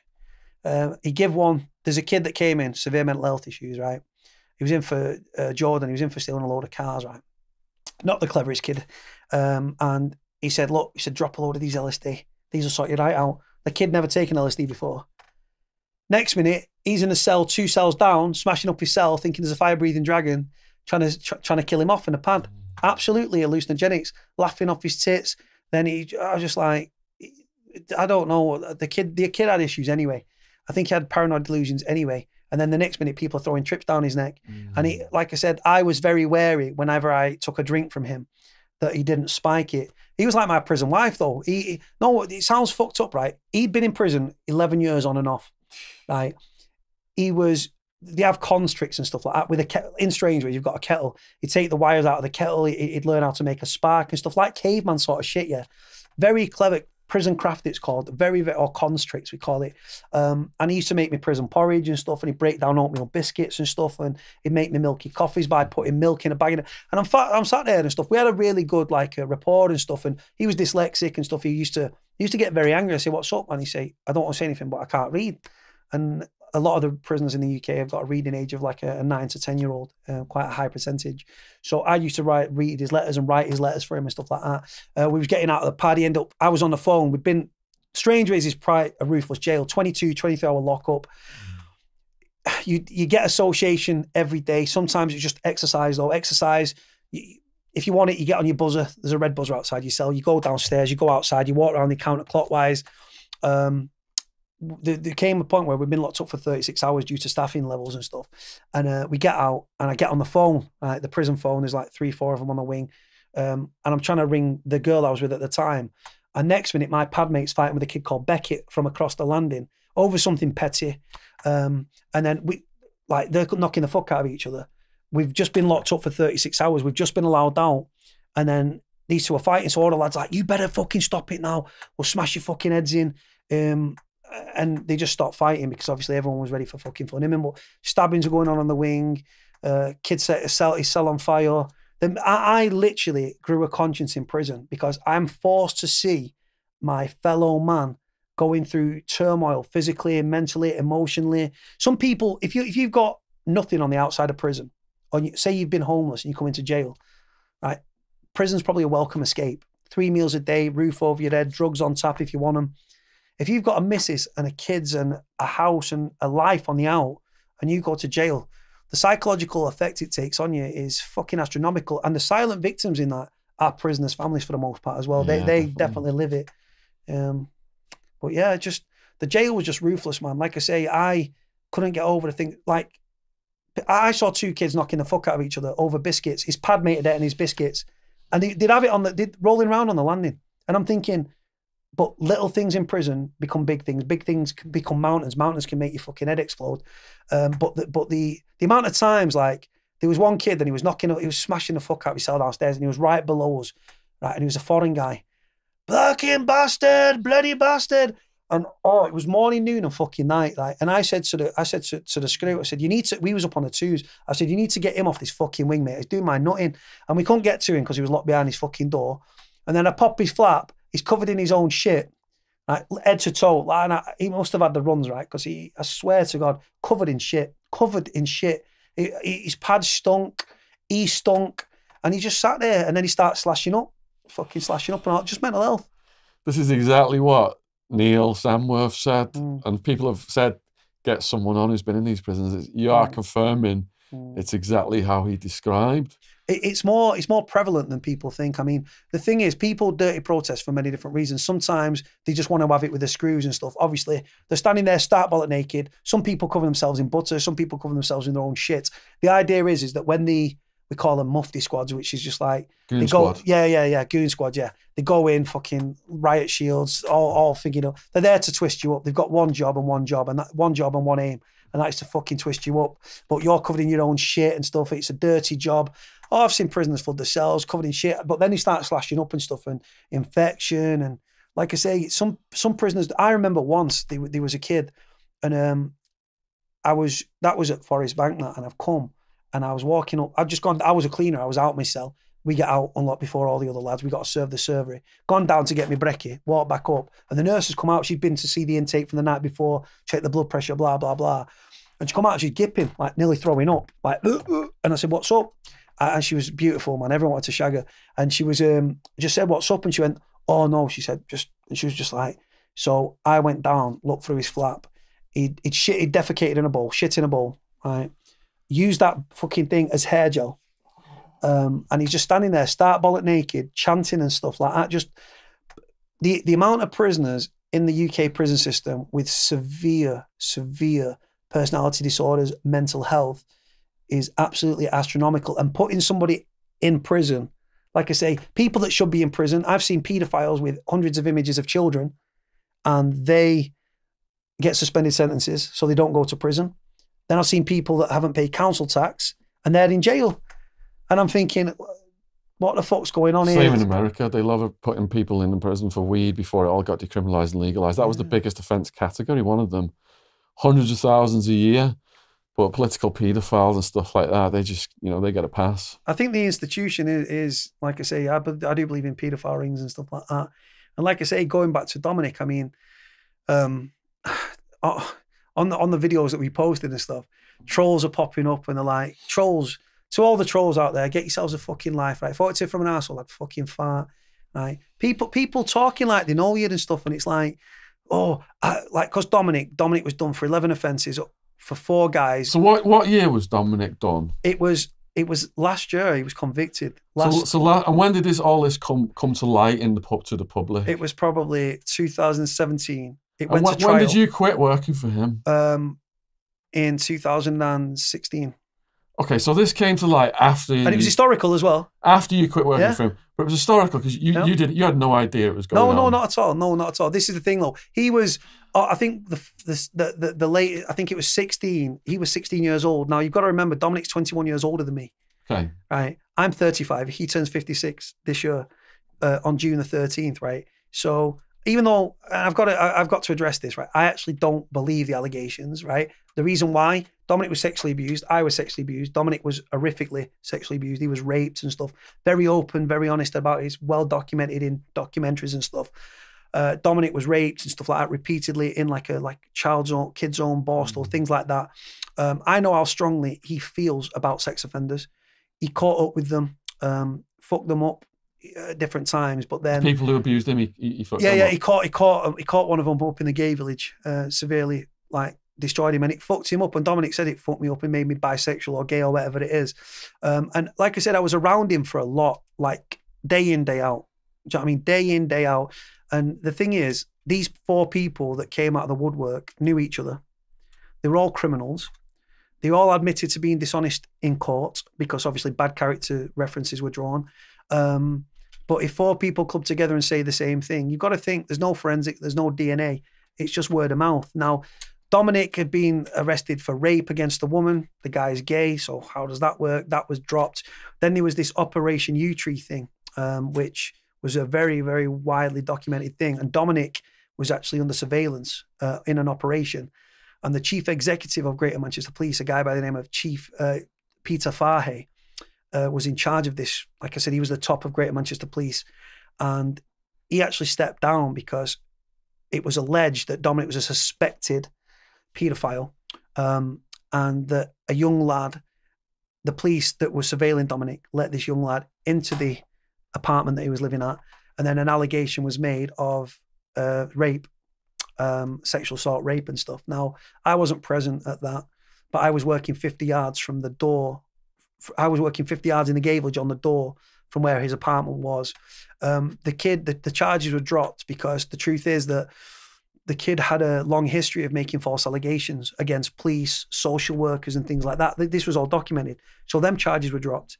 But because the amount of like police pressure on the chief inspector and things like that, he actually stepped down because people couldn't believe it. It made national, local headlines that a suspected paedophile, Dominic, and like I say, I don't believe it in any which way. That's my opinion because I was with him. People read stuff and think, oh, well, but it doesn't matter what I think, regardless of what I think, in the eyes of the criminal underworld and the criminal fraternity, he's a convicted sex offender. Let me just ask you this then, hypothetically. Go on. If you'd have come across him committing that kind of an act, what would your reaction have been? Of course, would have acted on it. I wouldn't have. In what way? Physically. Like I say, Dominic's a big guy and stuff, and I had respect for him and stuff. I came away from him because when we was in jail together in 2014, when I was in prison with him, I was on the wing. We was on the same wing. He was on the cell opposite to me on the 2s at Strangeways. Cut a long story short, he got a mobile phone when he was in prison. This is all documented. It's out there because he got charged with it. He was ringing the people who put us in prison. They had call recording apps. They're asking how things were blown up and how this happened and how that happened. Dominic saying, oh, that was Cody, that was Cody, that was Cody. These calls were recorded, right? The call recordings were then handed to the police. It was transcribed and that became evidence. Dominic had a second charge coming out of Bradford, reference an ice cream van, and there was witness intimidation, blackmail, arson, etc. Nothing to do with me, these charges, but they said, anyway, fuck that. What about the Bradford charges? Dominic, believing that these people were coming round to his way of thinking and were like taking it easy on him because he was a former friend, just started to say, well, he give him chapter and verse on Bradford. Next thing, guess what happens? They hand the call recordings to the police. This family, this people, these police informers became Crown prosecution witnesses on the Bradford case. So he nearly buried me. buried other people were arrested and stuff. I'm not going to go into their names, but other people were arrested. They ended up on remand in prison. It could have fucked me up massively, but for some reason, the Crown Prosecution Service never tied my charges to his. And the reason I think they didn't do that is because there was no evidence against me, it would have weakened their case against Dominic. So it was better to keep us separate. So this crime figure, the police hated him. They went after him. But like I say, these 4 guys came forward. They made an allegation that they was abused by Dominic. All criminals, all admitted to being dishonest in court. But because they was all singing off the same hymn sheet and stuff, there's no forensic, there's no DNA. There's just their word. It's simply 4 people's word against 1 person's word. The 1 person's word's name's been dragged through the mud, right, for years. And if the police threw in enough mud at a wall, eventually something's going to stick. It stick. The thing is, here in the UK, if you can get someone convicted on sex offenders, and there's been many people that have been victims of sex offenders, and I wouldn't wish it on my worst enemy, and my heart goes out to them people. I was abused, and I went to kill the guy that did it, and he'd actually moved from the property, and I don't speak to the police, and that's why I never took it up with the police. But you can get compensation. Dominic actually got compensation when he was abused. All right, so let's just stop this a minute then. There's a few things you've raised here. Go on. So you're saying you suspect that because he was such a big target, the police procured witnesses and they put a chomo jacket on him, like putting a snitch jacket on him. But let me just make it clear for the viewers. No. How do you feel about sex offenders in general? I fucking despise sex offenders. And what do you think should happen to sex offenders? Sex offenders for me, guys, right? And I put it like this. Let's go on a paedophile sort of sense, right? And I said this in the other videos. If you go to prison attracted to men, you leave attracted to men. If you go to prison sexually attracted to women, you will leave sexually attracted to women. If you go to prison sexually attracted to children, you will leave sexually attracted to children. Now, if you go to prison as a male that's into women that are, I don't know, 18 plus or whatever here in the UK, 16 plus, it's legal age, but like you can buy porn on the canteen, right? Which is like, you can, from the prison shop, if you will, online, you order it, it comes, you can order porn. If you are a sex offender, unless you've got a mobile phone, you can't view things that give you sexual gratification, so indecent images of children and stuff. So the longer they're in prison, the more that their libido and their urges intensifies, they leave prison, and that's why a lot of them go back onto reoffending. And like I say, they're housed here in the UK, for the most part, they're housed on their own wings with their own people. Like I say, the vulnerable prison, they're called vulnerable prisoners, vulnerable in the sense of because of their crimes, they would be attacked. But it doesn't just resort to child murderers, paedophiles, rapists.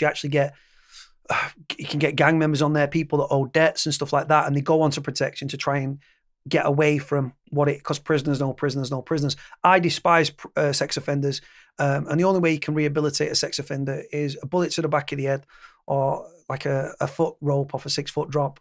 And that is because something happened to you. Are you able to talk about what happened to you? Yeah, of course. I've come to terms with it now. Like I say, my past used to walk me like a dog, like a dog on a fucking lead, right? Once I came to terms with my life, my childhood, what happened to me was I was the black sheep of my family. And what happened was my mum told me to be in one night at 8 o'clock. Me being me, turn up at 8:05. She wouldn't let me in the house. I was 12. It was fucking freezing cold. I climbed over the back fence. I was scared of the dark at this age. It is what it is. Tried to sleep in the wheelie bin, which had just been emptied like that day. It was filthy. It was dirty. I couldn't get into the house. I tried. All the windows were closed. Normally I'd jimmy up the back of the house, up like a monkey climb up through the bathroom window at the top. Everything was closed because they knew what I was like. So I thought, I'm not staying out the back of here and stuff. Fuck that. So I went on to the main road and there's a bus stop.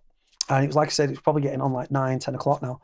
I'm laying on this bus stop. It's cold metal. I'm freezing. I've not got like a big coat on. It's freezing. A local guy that was called Mad Martin, right? Not because he was obviously emotionally unstable. We used to knock a door, run away and stuff and try and wind him up. Never had any interaction with him really, apart from trying to get chased by him. Comes down, sees me, pissed up. He was pissed up. Yeah. And he said to me, he said, you can't stay. He said, you can't sleep on here, lad. He said, it's too cold. He said, come in mine. So I went into his. He had loads of cider and stuff. Cheap cider, White Lightning and stuff like that. It was popular amongst people that drink a lot in the local area. plied me with a drink. This was the first time I'd really had an alcoholic drink, apart from trying like alka pop or something that my mum I'd have a swig when she turned her back. Plied me with this cider, sexually abused me. And then, like I say, he just raped me. And I didn't say anything to anyone. The first time I actually publicly spoke about it was actually on a documentary with Dominic. Dominic was in prison, and what they did, they used the footage, what I was talking about, what happened to me, linked it with what Dominic had been through and stuff like that. And many years later, when I was an adult and stuff, I've been to the Army Surplus store in Manchester on Tib Street, which is still there.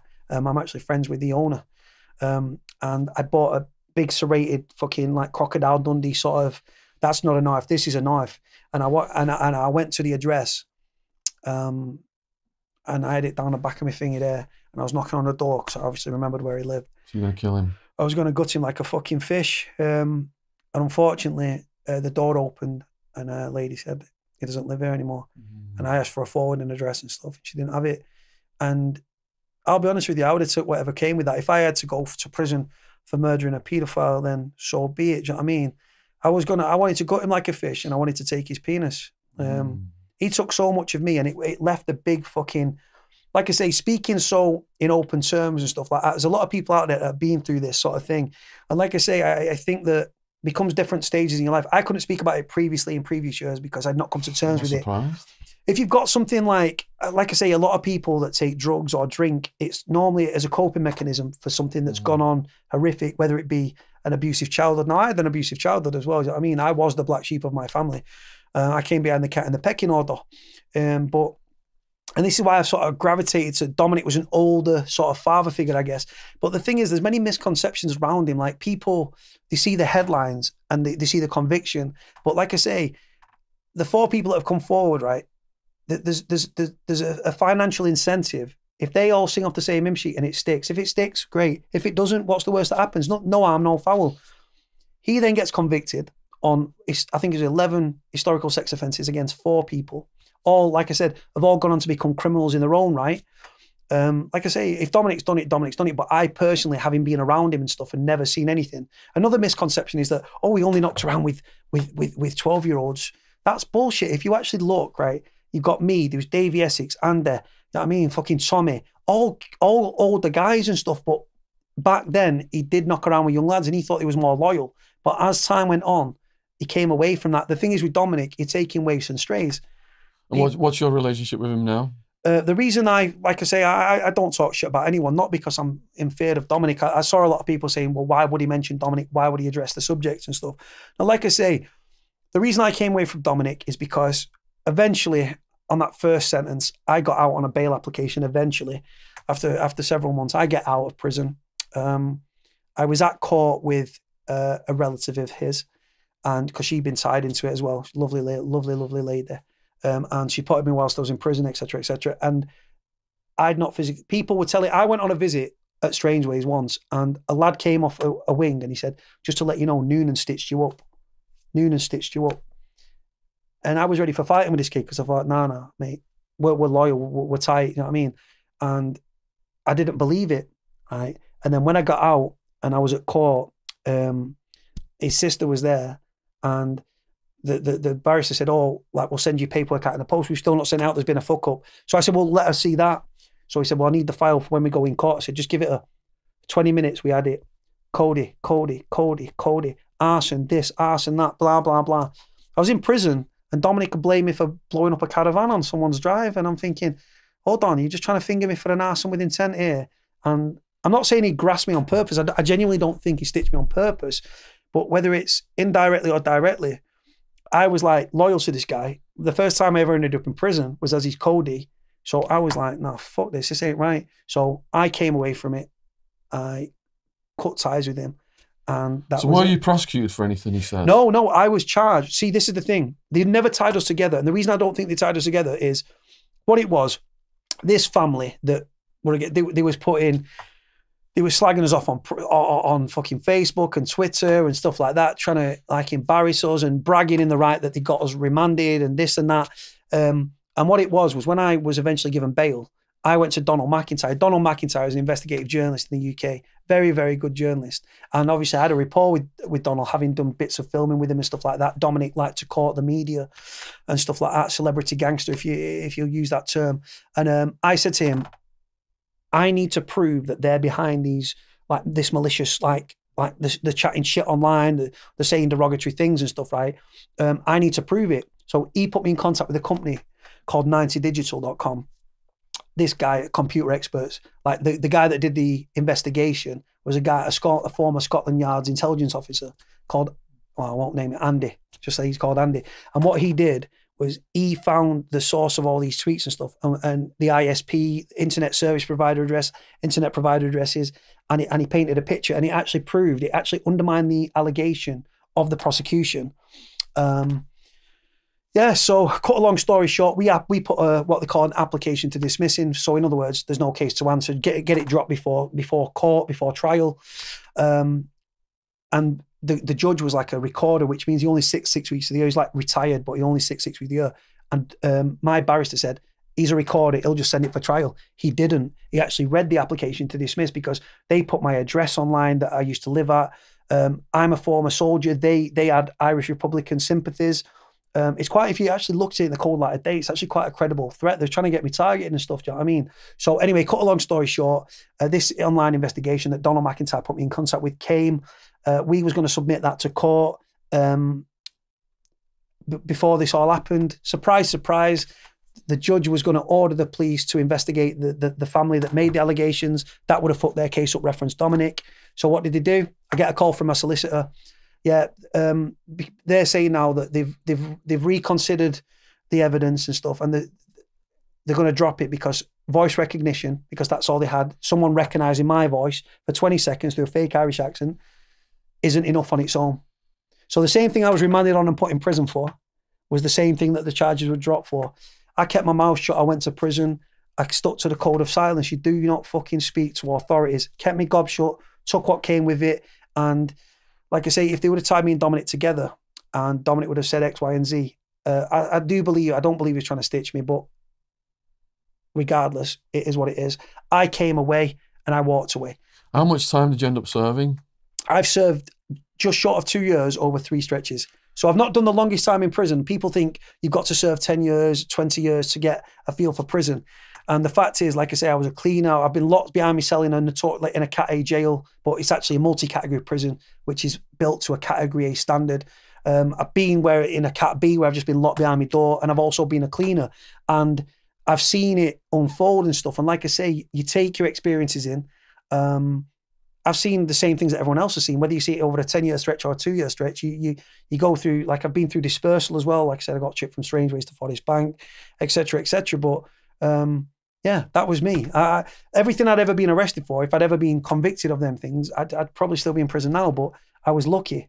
So if a young person came to you now and said, look, I'm heading to the big house, can you give me some advice about survival? What would you say? The biggest thing, and the first thing I come out with is, obviously, don't borrow anything, because if you borrow something, you've got to give double back. And so you could land on a wing and someone say, oh, yeah, here's a shower gel. You're straight away in that person's pocket, and you don't want to be in anyone's fucking pocket, especially not in prison. So I would say, don't borrow anything. The amount of people that go to prison and just their heads just explode because they can't handle it. Because even big guys, small guys, anyone that says that prison hasn't affected them or brought them to the knees at some point, right, is a fucking liar. Because prison fucks with your head. It gets you down. It affects it can affect family ties and stuff like that. Relationships, the amount of relationships I've seen broke down and stuff. So don't spice. The spice is a synthetic cannabis, which is causing, I don't know if it's hit the States. Oh yeah, it's flooded. T-Bone's been sending me letters saying Arizona guys are doing spice, wigging out, getting paranoid, falling downstairs, getting in fights, attacking staff. Yeah. What that drug is doing in the UK prison system is it's cheaper than other mainstream drugs. It's more potent. It's highly addictive. There was a kid that was opposite me in Forest Bank, right, Tony, and he was a heroin addict. And he's come to the pad and that. And I walked to his pad and I'm seeing it. I walked in his cell. He's got some tinfoil and he's playing Chase the Dragon and stuff, taking heroin. And I said, "What are you doing, man?" And then a few weeks later, And I said, he spiced out of his, like spiced, we call it a spice head. He was under the influence of spice. I said, Tom, what are you doing, man? I did, not whilst he was under the influence, I saw him the next day. I said, what's going on? He said, I tried the spice to wean myself off the heroin. I'm now addicted to spice. But it's you're getting less drug for your money but it's more potent. And it doesn't show up in the P test. No, it does now. Oh, does it? Do you know what? That is a misconception. Yeah, what it was in the January of 2017, I was drugs tested. I was a cleaner, so I was like, you can get drugs tested for many different reasons: mandatory, reasonable suspicion, voluntary drugs testing. And because I was a cleaner, I was in a position of trust. Our red badge, our senior officer, as we called him, like a supervisor, if you will, he just said, he was a Spanish guy, called him Loco, man. He was Souza. He was a crazy guy, Spanish guy. He's like, everyone, go to the MDT, all of you guys. So we all went down to MDT and stuff. People are watering up. There's a if you water up and you take loads of water, that you'll flood it out your system and stuff. Some drugs stay in your system for days, some can stay in for longer. Spice, everyone was like, no, it's sweet, like new psychoactive substances. That's what spice is known as. They don't show up. Well, there was a kid that was a cleaner and he only takes spice. Derek, a friend of mine, I met him on the out and he pissed positive and it came back as a strain of cannabinoids like ST4, 321, C4. He'd only smoked spice, right? He got sacked. He got put on basic, he got sent down to the main. Another kid called Danny Clayton, he pissed positive as well. He was on every drug he could get his fucking hand on. He ended up, the screws stitched him, though. The screws didn't like him. He stole from one of the other lads, one of the cleaners was selling spice. Give it to a spicer to look after. Surprise, surprise, the drug fucking vanished because he smoked it. The screws didn't like this particular Danny kid. He got sent to A1. Now, A1 was the wing, but it's where all the young offenders were. And put it like this, he ended up on own protection, locked behind his door, get out, he's under a DNU, out for half an hour in the morning, half an hour in the evening. I've seen there's kids setting cell fires, what it does to people, them drugs, just stay away from the drugs, because if you start taking drugs, your body will want more drugs than you can pay for because it's an expensive fucking habit. Not everyone's got a mountain of money. You can actually put your family in a predicament then as well, where you've got dealers ringing your mum and dad off fucking private numbers. You better put that money in, I'll stab him now, I'll set him on fire, I'll kill him. And like I say, but if you start to take one hit of the drug, it'll snowball. And then what they're doing is, obviously when you were selling and stuff like that, your body builds up a tolerance to the drug and you've got to take more to try and chase that high. And that's where you're at risk of overdosing as well. The amount of prisoners that left prison, 325 prisoners in the UK left prison last year in a body bag. 92 of them were self-inflicted. They also declassify a lot of deaths as well, so that they don't put it into a bracket. Like, I think new psychoactive substances, so drugs like spice, for example, they've attributed to over 90 deaths in the past couple of years alone. I've got videos on my channel, guys, of prisoners under the influence of spice. And what it does to people is just stay away from drugs. If you're going into prison, firstly, don't go to prison. But for those that are going to end up in prison, you can watch all the films and documentaries you want. Until you land on that wing, no amount of TV or films or Shawshank Redemption or any sort of that shit, even though Shawshank was obviously in America, is not going to prepare you for what prison is. But listening to obviously Shaun's podcast and Shaun's guests and stuff, you'll see that, yeah. So you've got videos on your channel of people under the influence of spice, prisoners. Yeah, prisoners. Acting crazy. Yeah, throwing up. There was a kid and he's throwing up pink vial. And one of the prisoners actually, like a lot of prisoners just stand there and they'll video it and stuff and put it on social media. I never really understand prisoners that film criminal acts, because obviously it's illegal to have drugs and take drugs in prison. And it's obviously illegal to have a mobile phone in prison. And then the filming stuff, they show the face and then they put it on fucking Instagram with a hashtag HMP, which is Her Majesty's Prison, or jail life or prison life. And then they're wondering why people are getting spun and fucking drugs tested and stuff like that. But yeah, the amount of videos I've got on there, there's quite a lot. Prison violence, spice. There's one where it's just like, this is why you don't take spice. Perhaps we'll see if we can add one of those to this podcast. Do you know what? I'll send you 40,000,000%, man. So all right, on prison survival then, so far you've said don't get into debt, don't get on the drugs, especially spice. Yeah. What other advice are you going to give to a young person to survive Manchester prison? In Strangeways, Yeah. Like I say, you've got to. People often say, like, people contact you and they say, right, there's a chance that I could, like, because obviously, if you're 18 to 21, you won't end up in Strangeways because young offender, you will not go to Strangeways. But if someone drops it on your toes as well, you've got to fight. Like, you can't. People's, yeah, but I'm not a fighter. Well, it's like, well, the worst that's going to happen if you do fight, you're going to get your ass kicked. But if you don't fight, you're going to get your ass kicked anyway. So is it like America? Like in America, if someone calls you a punk or a bitch, you have to fight them on the spot. Otherwise, your whole race attacks you. It's like I say, we're alpha and we're males and stuff. And if you are the weaker members of that prison population or of that wing, you're going to become a bitch. And like I say, people will bully you, they'll take stuff off you, they'll walk in your cell and open and say, if you can't respect yourself, how are they going to respect you? Do you know what I mean? And respect is earned in prison, it's not given. So someone coming in, yeah, how could they not project weakness?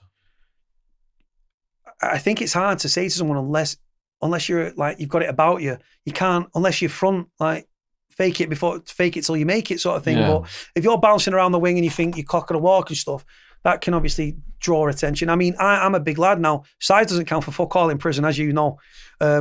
Because I've seen a kid, he put, at Forest Bank, you get flasks, right? Because they don't have a thing in your cell. He put his hand, somehow got his fucking hand into the end of a fucking flask, metal flask, ran down the wing and fucking ran down and just pretty much smashed this guy upside the head. And he was a bigger guy, and I'm looking, thinking, he's seen him. They've obviously got beef, right? But size can actually make you a target as well. But if you land in a prison, right, don't take drugs, fucking don't steal anything. Fuck me, do not steal. Do not steal. Do not fucking grass. Do not grass. Do not, there's a thing called sweet grassing. Say snitching. Yeah. Sweet snitching. That sweet snitching, people think, what's that? Say you're on the landing and you've got a problem with that lad, right, but your arse is going a bit, and you say, listen, yeah, I'll fight you, and you do it so the screws hear you. So they intercept it and shit, yeah. So it's like, what was that? You know what I mean? Sweet, yeah. We call it sweet grassing, sweet snitching. But yeah, don't grass, don't fucking steal. Stay away from drugs at all fucking costs. What about interacting with the guards? What level of that is allowed? Because if you start chatting to the guards where I was housed, they're going to look at you as a snitch then. Yeah. The relationship with the screws should be speak to them when you need to speak to them. Or boss, can I need to get a razor out of the fucking like store cupboard or something like that. Don't be over friendly with them. But sometimes, if it's obviously different prison officers got different mentalities. Now, there's two types of officers in the UK. You've got HMP or Her Majesty's Prison Service, public sector prison guards. Normally, quite unapproachable, professional. Not all of them. You do get your exceptions, but they swap the personality for a set of keys and some fucking epaulets, right? For the most part. That's in my experience. Mr. Leg at Strangeways was spot on though, and Miss Coombs. At Forest Bank, private prison, that's a private prison, and the guards are from the estates where you fucking lived. And they're more approachable for the most part. You do get your jobs with cunts, like, that are all about the job. They take the job too serious. But if you're over friendly with a prison officer, there could be two reasons for that. One, you're grassing, or two, because you're actually trying to get them to bring some contraband in, drugs, mobile phones, SIM cards, tobacco. But the thing is, prisoners don't see the interaction. They could be watching thinking, he spends a lot. Prisoners watch everything. They're very, very paranoid as well. We're quite paranoid people anyway, because we're criminals. Not everyone's guilty, but we're quite paranoid criminally wise. And we're quite thinking, so if you see someone that's being over friendly, if he's my pad mate and he's down there, I'm thinking, what's he saying? Is he trying to shit me? Like when I was in Strangeways on that first sentence, obviously, when you're on remand, you are told, do not discuss your case with fucking anybody. And the reason is because, I know it sounds paranoid and crazy, but they plant people to actually extort information. Because you let your guard down. If it was a prison officer, you say, yeah, fuck off. Or a copper. But when it's a pad mate, you think, oh, well, we're mates. He's lent off me, I've lent off him, we're mates. And you can let your guard down, and then next minute you get fucking shocked. So I wouldn't discuss it with him. And I think that Connell, as much as I got on with him, I genuinely think he was planted. Because he said to me, they never keep, I'm normally a single cell prisoner. Single cell means high risk. And then they're padding me up with a kid, and I'm thinking, what the fuck's going on? So, and he kept asking me about my case. So I'm more paranoid then. Even when I was with Dominic, right, and people can troll me all they want with this, me and Dominic wouldn't talk about our charges in his cell or my cell.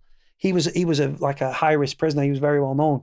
So we go into the showers, I mean, we weren't wanking each other off as fucking like trolls will say and stuff like that. But like, yeah, we used to, because obviously if let's say there's a bug in the shower, any condensation and stuff's going to get into that bug and it won't work. So yeah, we used to talk in the shower us. But yeah, so don't take drugs, don't snitch, don't grass, don't get too over friendly with the officers because, like I say, prisoners will get paranoid and think you're fucking up to something. Stay away from drugs at all costs, because if you start taking a bit of weed on sick, then it snowballs. They give you more drug, and then next minute, I don't know why, but stupid amounts of prisoners that have never touched spice before end up taking it and it hooks them. It's so fucking fast. And the decline, you'll lose your relationship. You can fuck up your family connections. I've seen families walk away from prisoners. I've seen prisoners' heads fall off, like heads fucked, because their family have said, you're on the drugs, it's debt, it's trouble to me door, I'm not having this. And they've walked away, their relationships have broke down, all because of taking I had a few drags on a spliff of spice, and it hooks them. Mental health's a huge problem. I actually do a video on my channel telling people how to get a single cell in prison. Act a bit crazy and stuff, not too crazy, you don't want to get fucking sectioned, but playing the role, because I didn't want to share my space after that. I played the role after that, so I get my own single cell so I could watch what I wanted on TV. There's nothing like a single cell, is this the best? Fuck, man. I could watch what I wanted to watch. I could do what I wanted. But the thing is, like, the violence and stuff in prison is obviously a big, big thing, as you cover and stuff on your channel. And like I say, it's just, trouble can flare for the most. So when you say about getting a single cell acting crazy, then did you do that? Did you on my second and third? Yeah. I did. How crazy did you act? Right. When I got to, I was wound up. I wanted to kill my solicitor anyway, because my solicitor was like, he's like, look, you're not going to prison. I had tea with a judge 2 weeks ago. She was at my house. I'm thinking, that's great for you. But I always say to him, my barrister's a very good barrister, until he fucks up and end up in prison, and then I fucking hate him. But I say, Bob, you're not paid for your opinions, mate. When it comes to court situations and stuff, I always prepare for the worst situation. And then if the worst happens, I am prepared. I'm not going into court thinking I've got no bag because I'm walking home. I'm going home. I literally pack everything. I prepare everything and stuff. But when I landed at the jail, I was very wound up. And then this was for threatening my sister's ex-boyfriend. He beat her up. Was a bully behind doors, grew beer muscles and all that, thinking he was Popeye. And then he beat my sister up, harassed her for 2 weeks, and then break the windows. My mum told her not to tell me because of what I would have done to him, just like anyone would have done. That's not a big hard man. Anyone would protect the family. My sister's like an alcoholic, bipolar. You know what I mean? She picks dickheads. Anyway, fucking end up at fucking court. She said, you said it's all right. Pre-sentence report. Oh, we can work with him, anger management, blah, blah, blah. Supervision order, community service. Judge didn't just, fuck off. Send him to prison. Stupid, but it happened. And then when I've landed at the jail and stuff, and I'm being on intake and stuff, or being processed as we call it in the UK, I'm sat there with a nurse and stuff, right? And I'm pacing up and down. I'm like, as soon as you put me in that cell, I'm going to fucking shank whoever it is up. I'm going to watch you watch. Look at size of me, I'm going to go fucking mad. And I'm sat there and I'm saying, yeah, my mental health. And I'm sat in the corner like, don't speak to me. And there's no one even speaking to me. I just, do you know what though? The reason I did it was because, like I said, I didn't want to get put in a cell with a grot or a tramp. Do you know what I mean? If you live, there's a lot of kids in prison that live dirty. Like, there's a lot of kids that are very, very, very clean. But I was just like, you know what? I want my own cell. If you get high risk, it's classed as high risk. Like, you could be racially high. So if you, like, there was a kid that I was a cleaner actually on my stretch and stuff, and he was racially high. Let's put it like this: when he had a shower, he had 2 Nazi German stormtroopers on his back. Proper skinhead, you know what I mean? Out and out skinhead, you know what I mean? Hated everyone and everyone. He even ate us, and we was white, so I don't know what his issue was. But he got done on terrorism charges actually recently, and he was in a H&P Ewell, Irish republicanism. Got caught with like manuals for terrorism and stuff, and component parts could be used in the like making of things. But yeah, I acted crazy. I just acted crazy. I was just literally pacing up and down and stuff, and I'm like, grabbing my head, I'm saying, fucking don't speak to me. Yeah, just kick off, just fucking stab them all. And then they put me forward to the doctor, and then when they put me on the wing, and I said, they get high risk, and she said, yeah, I thought, I'll have that. So they got me up onto the wing. High risk, I said, and then he tried to put me in my pad, and I said, I'm not locking up until I've got a fucking TV. I said, I'm not on basic. I said, give me a TV, and I said, lock up. But like I say, prison is, unless you've been in prison and stuff, like people thinking like not losing your liberty, it's like they can't relate to it. If they've never lost your liberty, people can't relate to it. Prisoners' families can, because if you support somebody in prison, you're actually strapped in front seat, and you're on that roller coaster that is off the scale and stuff. And like I say, the thing is though, the violence, the depression. I personally believe that mental health, if you haven't already got mental health issues, and a lot of prisoners have, diagnosed or undiagnosed, it actually starts because we're social people, social creatures, and being locked up for sustained amounts of time. Yeah. And like I say, I've on my last stretch there, the kid, Darren Rawlinson, God bless his soul, he died of a drug overdose on a drug-free wing, which tells you everything you need to know about the UK prison system. There's more drugs on a drug-free wing, and it's like shooting fish in a barrel if you're a dealer. If you go onto the thing and say, oh yeah, I was an alcoholic and stuff, get onto that detox wing, you can, and you've got a load of fucking, in the urinal cavity or the prison pocket, I don't know if that's prison wallet, prison pocket. Keystering, we call it in Arizona. What's keister? Keister Ring? No, just keystering is like the verb. Yeah. To keister, it's to store it in your ass. All right, or prison pocket, prison wallet, UK, US translation there. But yeah, and he died of a drug overdose on a drug-free wing. There was another kid, Jordan Hyam, young lad, 20-year-old, at Forest Bank, took spice for the first time, in on a short sentence. Guy died, was brought back to life. His mum and dad put a thing in a local paper. Kid's got tubes hanging out of him left, right, and centre. The kid's mentally handicapped now. Tried the drug, man. This is the thing. What prisoners, the amount of prisoners leaving prison in body bags, and like I say, whether it be the amount, what's going on in the UK prison system is fucked. And like I say, people go there to be rehabilitated. The fact is, they go there broken and they leave in pieces. Were there any deadly fights while you were in there, or any fights that a lot of damage was caused? I've seen, like, there was two of the cleaners.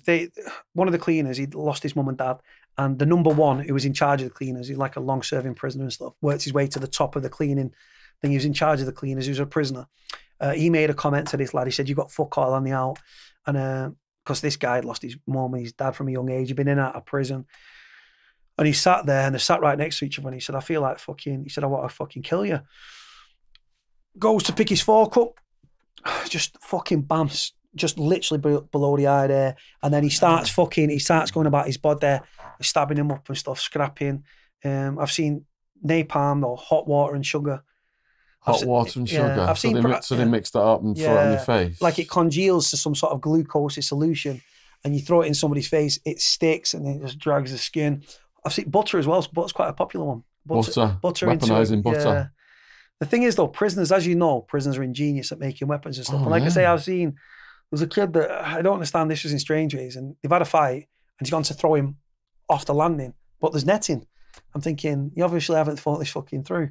But yeah, like I said, I've seen attacks on officers swilled or potted, which is where a prisoner normally paid to do it, and he'll piss and shit.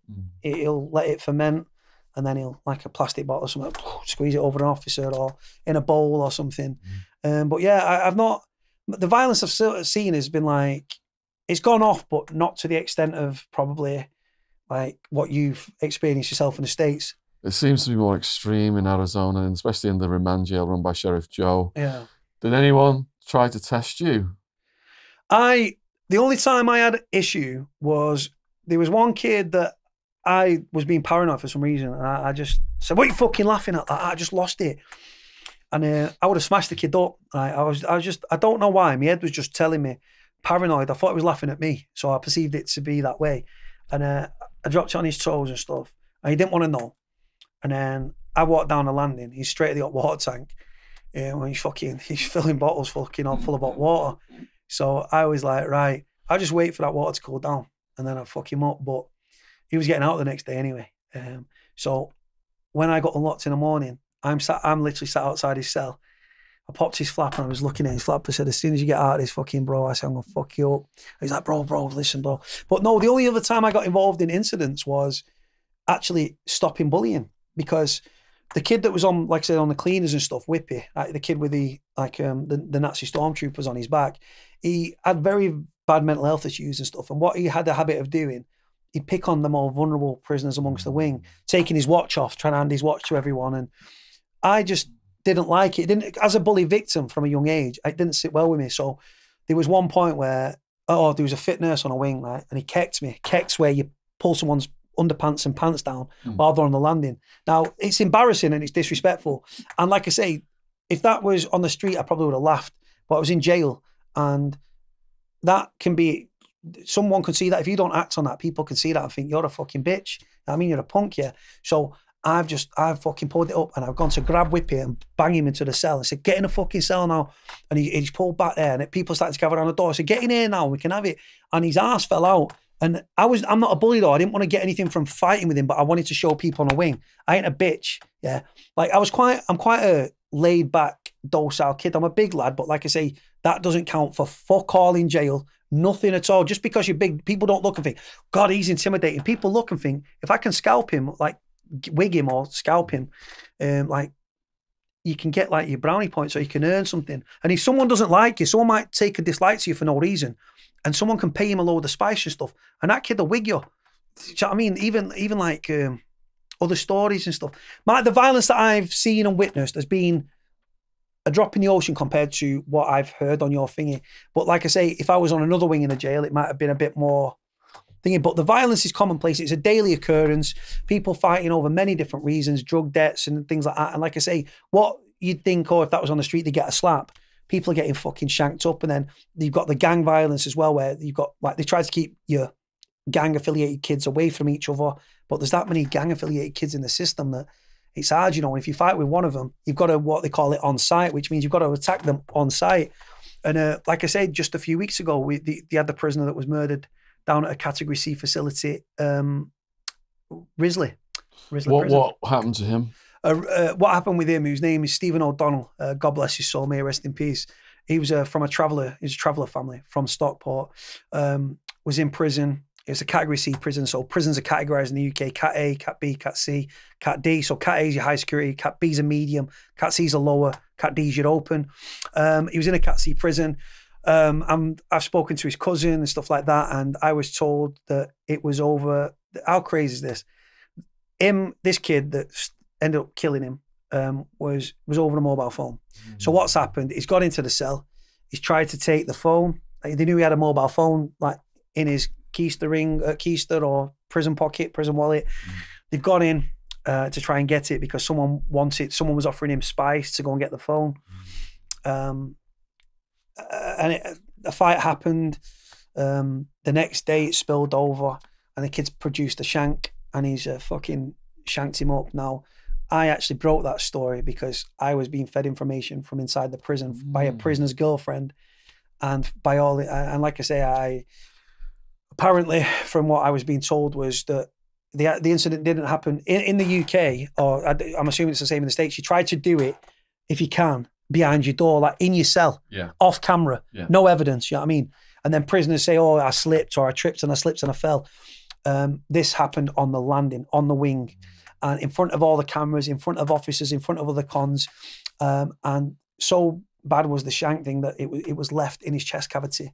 And like I say, he left kids behind and everything, and a family and stuff. And his brother, God bless him, may he rest in peace, he tragically hung it. He cut his ear off when he was in Forest Bank prison. This was many years ago. And then tragically hung himself in Strangeways.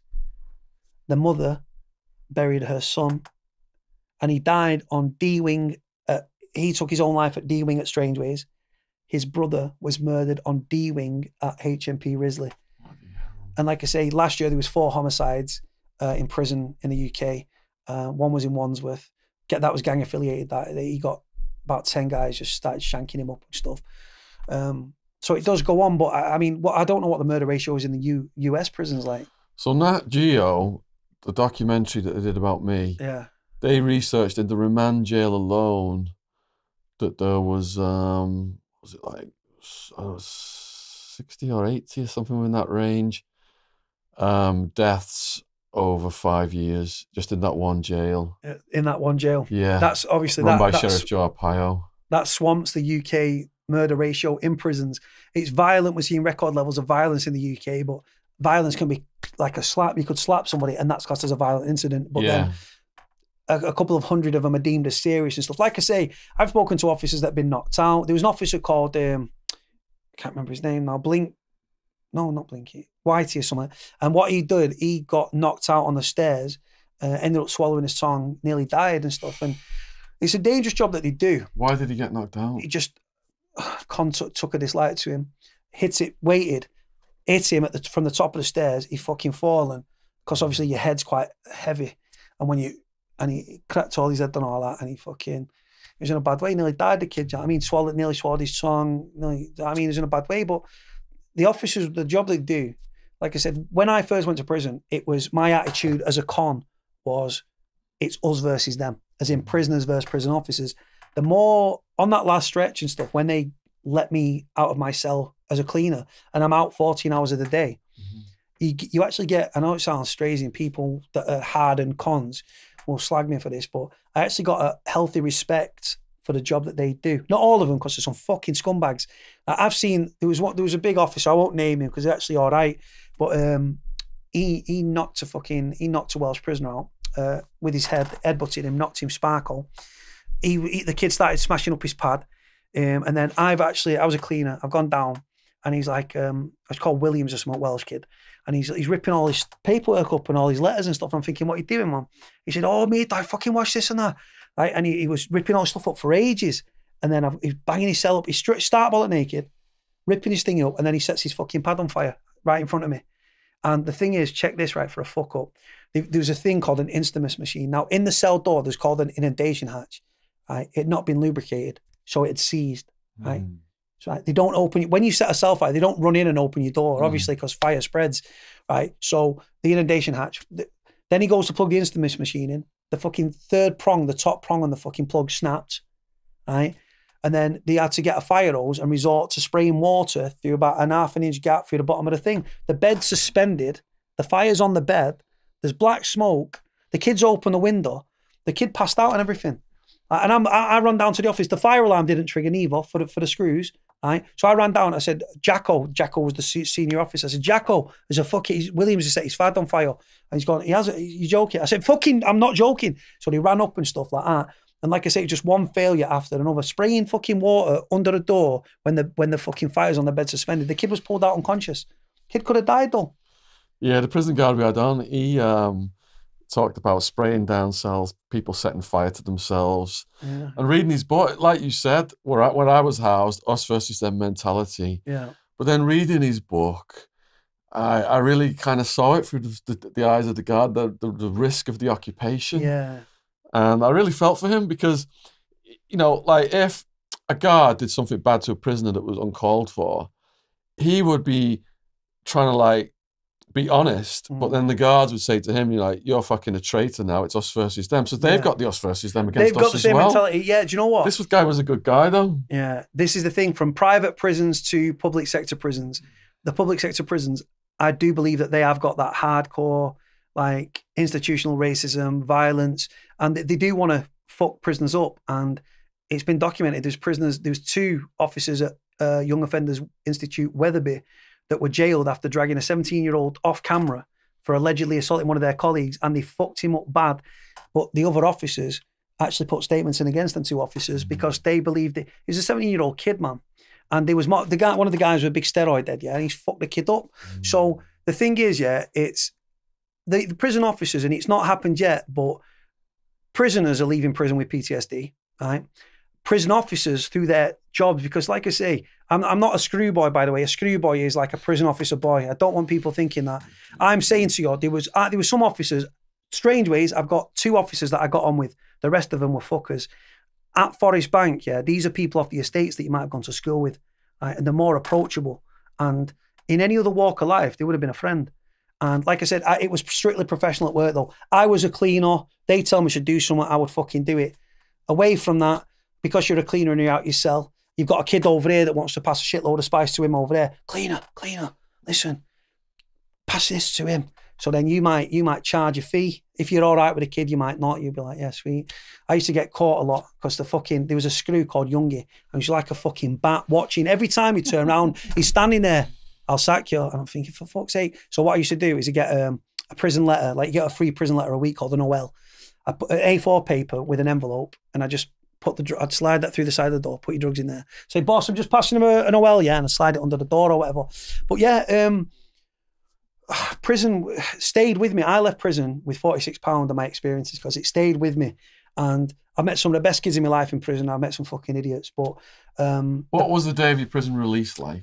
Oh, fucking hell. Like, when I left Strangeways, Strangeways I was shipped to Forest Bank. I got out of Forest Bank, then I went back 2 other times, but that was like on a bailout. That was in the afternoon. That was sort of very quick.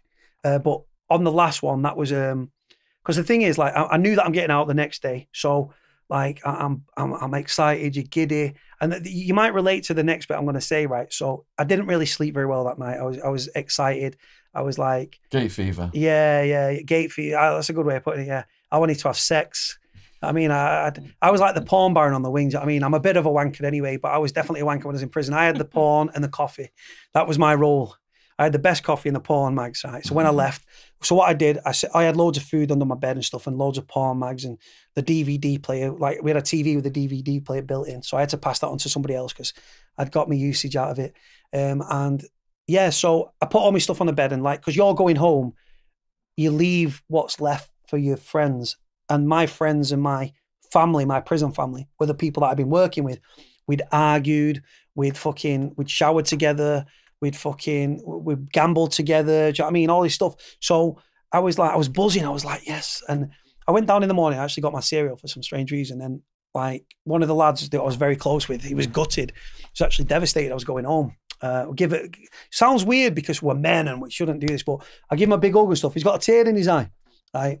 And that made me have a tear in my eye. And I'm not an emotional person, but these people were so, we've gone on this roller coaster together. And like I said, we've bickered, we've bitched, we've fucking fought, we've argued, we've won money, we've lost money, do you know what I mean? We're just mad. Like, and then we're on the wing and stuff, and we're all hugging each other and stuff. And I'm like, I'm buzzing that I'm going home. Buzzing's a Manchester word for excited. I'm excited I'm going home. But I also felt guilt because it's my time to go home. And I'm leaving these boys behind. And one of, like, some of them are fathers and stuff. Like Esky boy, he was my like boy on a wing and stuff. Right, we was dead close. He was like, he had kids and stuff, and I was like his counselor and stuff. Like, we'd sit there and his paddy crying his heart out, missing the kids and stuff. And some of them probably like, get the fuck off the wing, you dickhead. But we're hugging each other, we're saying goodbye. I've shared my stuff out amongst the lads, my food stuffs. Like toiletries and stuff. I've said, look, you can't take it all. Next door, Ned, he wanted to take it all. I said, you can't take it all, bro. So I broke it down. I said, like, you take that, you take that, you take that. So yeah, and then I packed my stuff up. I've gone to see Souza. Souza's the red badge. He's the crazy Spanish guy. He works on security now. He was like a drug sniffer dog. He just obsessed with drugs all the time. So he moved on to security. I've gone downstairs with my bag. I said to Souza, like on the wing, I said, Souza, can you cut me loose, man? I've grafted my bollocks off for you. No problem, say, you can go, no problem. So then I said to the screw, Wilkie, I said, can Esky boy bring me down to the main? So Esky boy's carrying me bag, not that I needed it to be carried. And that was it. We've gone down made our way down to reception, because in a Cat B, you don't have to be escorted. You get movement slips. Gone down to reception, give him a big hug and stuff. Again, tears in his eyes and stuff like that. Proper emotional. Weird, do you know what I mean? And then gone into reception. They put me into a holding cell. Other prisoners off other wings are coming out. It was a Friday, so there's more releases on a Friday. They do it in groups of 10. I wanted to be in that first group of 10. I wanted to be out the door first. You know what I mean? I'd grafted my bollocks off, worked hard, wanted to get out. So that was it. And then money that I'd saved whilst I was putting my wages into like a little savings account via the like thing. So I get it out on my release. Gone up, get me things back from my prop and stuff like that. You get your license conditions, obviously. Went back into the cell. Then we all went out. Once everyone had done that, they took us down to the next bit. And then it was like, I can't remember. We just sat in there and stuff waiting. And they were just waiting. And then we had to do like another final like fingerprint, be identified. Yes, that is you, that's on your prison ID card.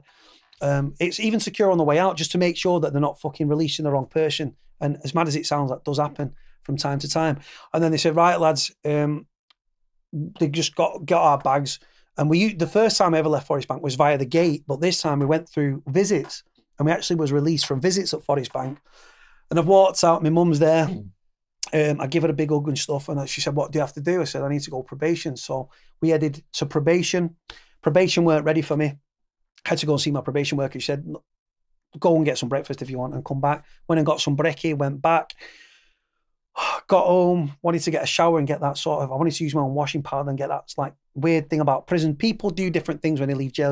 Obviously you've been through that yourself. What did you do like when you left? Did you have like a set routine? Well, mine was weird because I got released from the prison to federal deportation then. So they had to come and get me from the prison where I was at for years. Yeah. Then I'm in federal deportation for several weeks. Yeah. They can't tell you when they're going to release you for security purposes. Yeah. But then the day of your release, they say roll up. And you get on this bus then to the airport.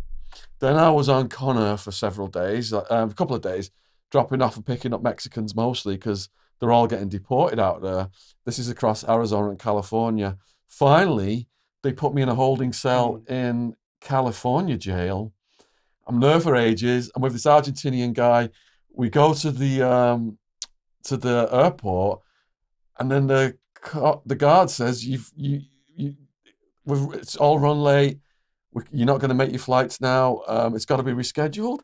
And I'm just thinking, all right, we'll just be on the next flight. And then the Argentinian guy starts freaking out, saying, rescheduled?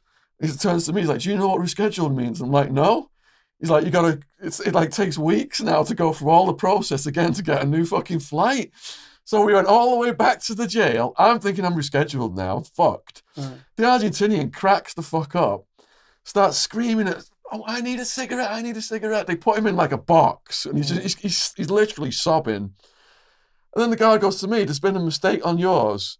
You don't need to be rescheduled. We're going back to the airport. Just made the fucking plane. And they took the cuffs on me, and I got on, and I'm smelling the women's perfume and stuff. And it was a long ass flight, like 10 hours or something. So where did you fly from to? LA. From LA? Yeah. LAX? Yeah. So where, Gatwick? To Heathrow, Gatwick. There's actually videos of me meeting my parents and my sister at the airport on my YouTube channel. I'm all stubbled out from all the transportation for days. I look completely shell-shocked and bug-eyed. Yeah. Like you said, giving your mum a hug was just like the best thing in the world. How long was that readjustment period for you from leaving jail, from like to actually get back into like, I'm not in jail no more, the routine and stuff like that? I spent a year at my parents' house before I felt clear-headed enough to come down south and live with Hot Wheels, who you met earlier. Yeah, gentlemen, absolutely, gentlemen. Gentlemen, really, really gentlemen. And DJ Hot Wheels is one of the characters in my book, Party Time. Used to supply ecstasy to me out of LA, Manchester lad. Got deported for similar stuff as me. And anyway, so it still took me, I would say, a few years. I was having a lot of nightmares, a lot of PTSD. People who'd like were my enemies, I was having nightmares about them for quite a while. My 10-year anniversary of my release was last December, and fucking hell, looking back now, actually the December before, was it? Looking back now, I look at everything I went through, and it's almost surreal, like a dream, because it's been such a long time. And I just can't understand how I'm still alive, thinking of some of the situations I was in. Yeah. What was so flicking the switch back to you, what advice would you give to someone that might find themselves going to like a county or a federal jail or in the States? Like, how would you, to a young up-and-comer, just to try and flick it back to your audience on the state side of things? I think you've covered all the bases of PSA, prison survival advice, on YouTube videos. Drug debts were responsible for the most murders and violence where I was housed. Is it like double bubble there, like double troubles in you borrow something, you've got to give double back, or is it tripled, or is it just... It's overpriced, so they get you in debt, and if you can't pay it back, they start adding interest. What would the interest be? Yeah, it's just going to go up really fast. Double. Yeah, they're going to keep going with it. So then you got people on the phone crying to the family members, saying, I'm going to get fucking killed unless you pay this $5,000 debt off by now, whatever it is. That's the main thing, is drug debts. Any debts, though, can cause problems. So gambling, buying food from prisoner store, things that you can't pay for, running up hooch debts. Then the next thing I would say is be careful about your etiquette around the different prisoners, like what you're saying. Show respect, but don't act too crazy. It was interesting what you said. The guy's walking in, who's like big, all cocky. Doesn't matter how big and bad he is. They go in on packs and they'll take you down if you've got that. So you want to go in with a spring in your step and your head up if you're shuffling into the prison, looking down at the floor, terrified, they're thinking, you know, is this guy a chomo? Has he got something to hide? What, you know, what the fuck's going on with this guy? And animals sense weakness. Yeah. So they're always looking for something to exploit in there, and they're crafty as fuck. So if you demonstrate anything like that, so body language is very important. How you present yourself. I think I'm not a big tough guy. I mean, look at the size of me, but I was an anomaly, nerdy, like British educated person. So even after a couple of years, I'm walking with the prison walk, you know, hoping that other prisons will accept me in new prisons. But they see through that instantly, and they then see that I'm a resource. They could use me to read their legal paperwork, and do stuff for them using my education. So find a way to fit in is my point here. A lot of people have got a hustle. Maybe it's tattoo skills, make your tattoo gun, do your tattooing. A lot of guys get the artists to like make nice envelopes for their girlfriends or their wives and draw like romantic pictures on them and stuff like that.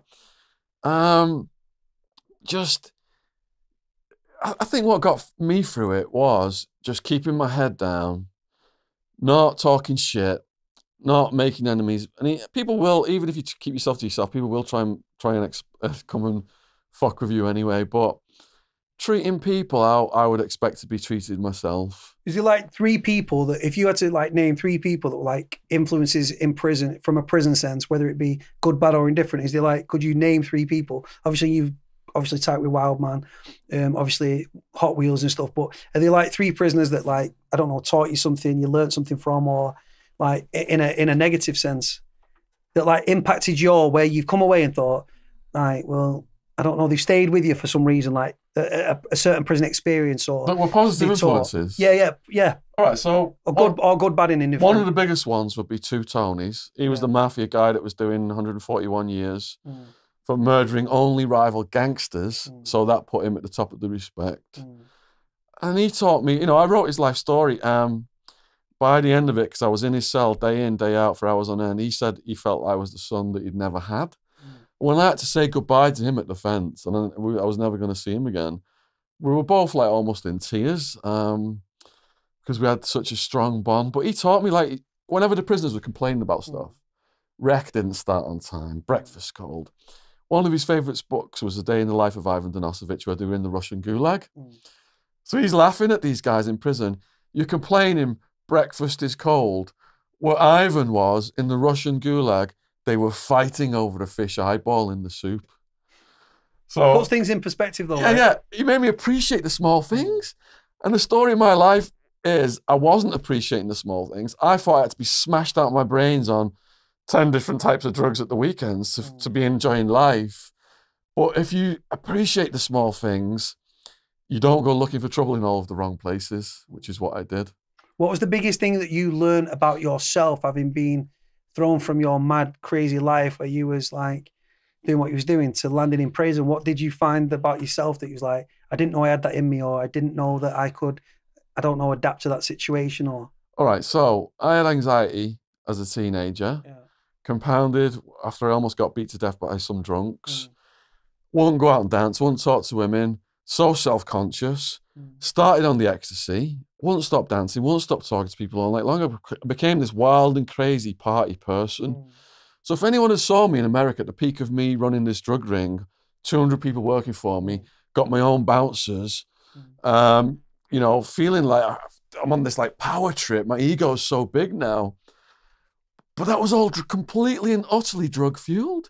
If you took away, if I wasn't on drugs, I went back to being this shy, anxious person. So the therapist said to me, Shaun, anxiety has driven you your whole life.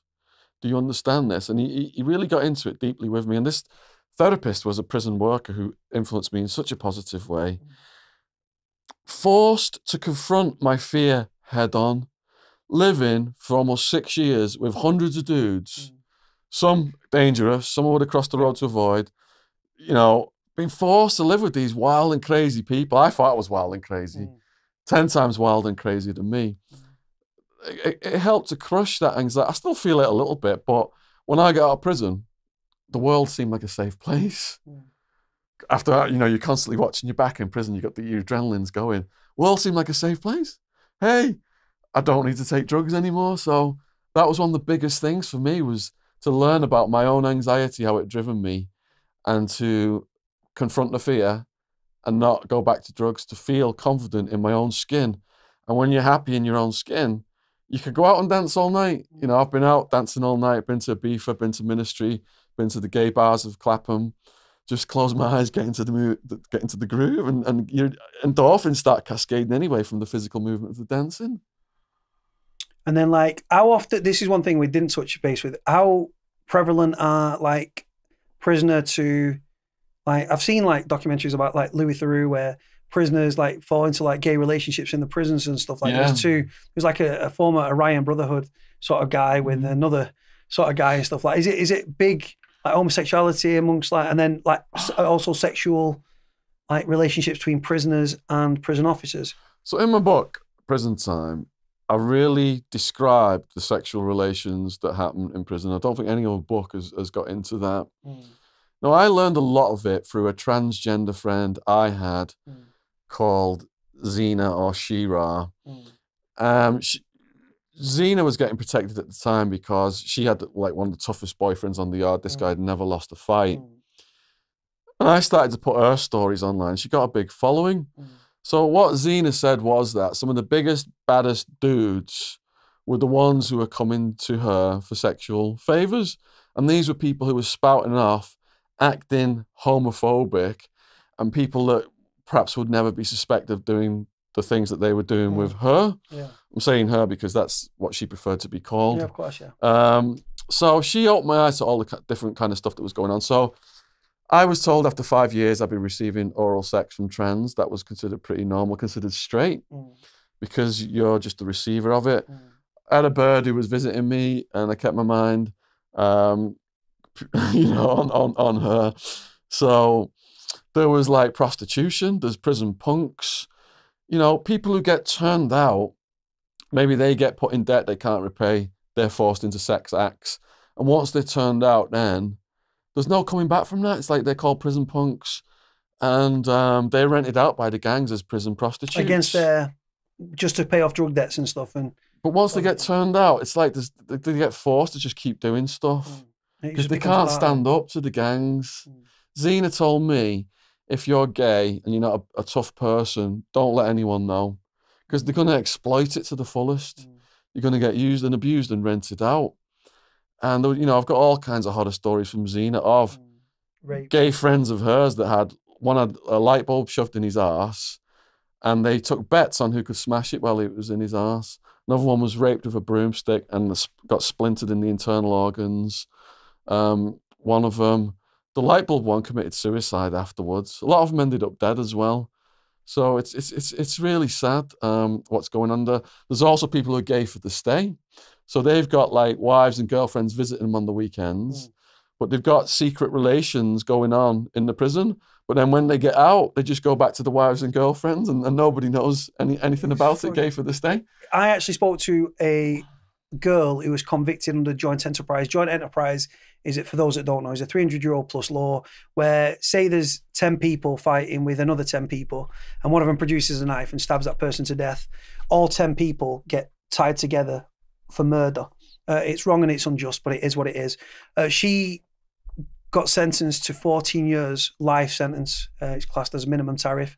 And she became, while she was in prison, she was locked up with a serial killer, Rose West, and a lady called Tracy Connolly, who like, they abused a kid and the baby died sadly and everything. Well, she became a lesbian while she was in prison. And she said the amount of women on the wing that were in lesbian relationships, because she was on the lifers wing with, like I say, Rose West and stuff. And then she said the amount of women that are then going on weekly visits to see their fellas, and then they're necking on with them and stuff and groping and stuff. And she said, then they're going back to the wing and going back to, it's like, it's fucking so prevalent and stuff. And there's been, I spoke to a prisoner recently on the phone personally, and there's this prison in Wrexham called Berwyn, which is a super prison, Wrexham. And a prisoner, normally, obviously, sex offenders are kept separate. For some reason, they're having away with it there. I don't know. Prisoners think it's a government experiment, the prison, and that they might be reading it's conspiracy, I know. But the thing is, they think that because a guy was padded up with what he thought was a normal general population prisoner, and he ended up getting raped by him. and the guy was actually a convicted rapist and stuff, and it's going on in prisons and stuff. Prison officers put an extendable baton into the anal cavity of a prisoner to get drugs out. He ended up with internal injuries and stuff, and there's a legal process going on at the moment. The thing is as well, I'll tell you one thing that is, how prevalent is prison officer prisoner relationships, or is it not? Does it not happen? I don't know. It happens here, obviously. But all right. So with Pepsi Watson, we talked about the 48 Laws of Power, which is a book by Robert Greene. There's also a book called The Art of Seduction. So there was a prisoner who had read The Art of Seduction, and nearly every yard he went to, he ended up seducing a female guard using the techniques from this book. So then the guard would get moved to another prison, he'd get moved to a prison, he'd just do it again. So in Arizona, all sex between prisoners and staff is classified as rape because they are your custodians and they're taking advantage of the situation. But if you put men and women in any field, that's going to happen. So it does happen. And what happens is, if prisoners find out, they get jealous. So then they put kites into the staff to say, look, this is happening, to try and, or they try and make moves on the woman, or they'll put a kite in on the prisoner who's getting the sex to get him out of the way, so then they can make moves on the woman and stuff like that. So there's all this Machiavellian stuff going on with guys who will get jealous and ruin it for you if it comes out. Yeah. It's fucking crazy, because in the UK, when I was padded up at Forest Bank, I was padded up with a convicted murderer. He killed his own dad. His dad had nonced his sister off, and also used to severely beat his fucking mum. And he was under the influence of cocaine. He was 19 years old. He went round to his dad's. I think from entering the block of flats, high-rise flats, to leaving was about 4 minutes, and he fucked it. He killed his dad with a hammer. Ended up getting, I think he got a 23-year minimum tariff. Anyway, cut a long story short, we was in Forest Bank, padded up together. The first time, this female officer, she was stunning, petite, beautiful brunette, right? Obviously in prison, because you are sexually deprived, women that you wouldn't look at on the street become very attractive, but she was just a nice, genuinely looking, good-looking officer. Anyway, she's popped the door, he's having a shit. The bog's right next to the fucking cell door. It was like love at first sight or something, because he's literally, he went to pull his pants up because he telling me how fit she is. He liked her, he wanted to get in with her. But he got kicked out of Garth. He was sent from Garth down to Loudham Grange because of banging an officer up there. That was confirmed by another prisoner called Solbach, who was from South Africa. And he said, Solbach, come here. He said, Cody thinks I'm talking shit about this prison officer I was banging. He said, oh, brother, I wanted to the cell and he's fucking smell of the sex. Right? So I was like, fuck. So he was shipped to Loudham Grange. He was up on accumulated visits because he'd not had visits for ages. So he'd amassed a load of visits. Brought him back for a local prison so he could have his visits. He was obsessed with this officer. Really, he's a good looking lad. He'd become a Buddhist and stuff, like trying to found religion. He'd been in prison 7 years at this point. She walks in, they don't knock, obviously, pops his door, he's having a shite, goes to stand up, and he fucking fell off the toilet, side saddle, right? And then she just sort of quickly closed the door because it fucking stunk. He tried to blame me, but he's like, mate, you just got your wee pants down. Anyway, when I got out, he put my house number on his pin, and there they don't like ring up and check it, they just clear the number. Anyway, cut a long story short, I eventually get out. He rings me at home and he said, have you found that maid from the hotel? The hotel was the prison, and he was trying to find her on Facebook, right? Found her on Facebook. Her and her wife was cutting cake, married, fucking cutting cake together, right? In a hers and hers outfit, right? I don't know what the fuck he did, but he ends up getting with her. She quits her job, right? He's getting her to bring drugs in and stuff first and stuff, right? She ends up quitting her job, right? Going on to cash in transit instead, like moving money from bank to bank and stuff, right? And then at Loudham Grange, you can actually have, he went back to Loudham Grange, you can have visits on the visit, you can have pictures on the visits there with family. And next minute on his Facebook, there's fucking pictures of him there. And I'm thinking, oh my fucking God. So love at first sight, she caught him taking a shit. But he was a very charming character. But it was just, but like I say, the staff prisoner relationships, obviously, prisoners, as you know, are masters of manipulation, and they're looking any advantage they can use for their own experience as well. In prison, I've seen it numerous times where a prisoner will get friendly with a prison officer. obviously mobile phones are big business within prison. And he's like, oh, right, so babe, right, send me a picture in your prison uniform with your tits out, showing your face. Straight away thinking, I've got you over a fucking barrel here, blackmail to fuck. She sends a picture, babe, and all that. And he's then got her over about, you start better bringing drugs in, I'll take this to the boss, you'll get fucked. So she's under duress, bringing it in. But sometimes they do it because they just want to top up the wage. Obviously, as you know, sometimes it's a sexual relationship. But the amount of officers that have been jailed recently in the past year, 2 years and stuff, just for bringing contraband in. It's so lucrative, as you know, the drugs market, that prison officers are getting in on the action. It's corrupted every level of society, the war on drugs, because it's created sky-high drug prices, and there's just almost $1 trillion a year they estimate right now. All right, so we're getting near the end of the podcast then.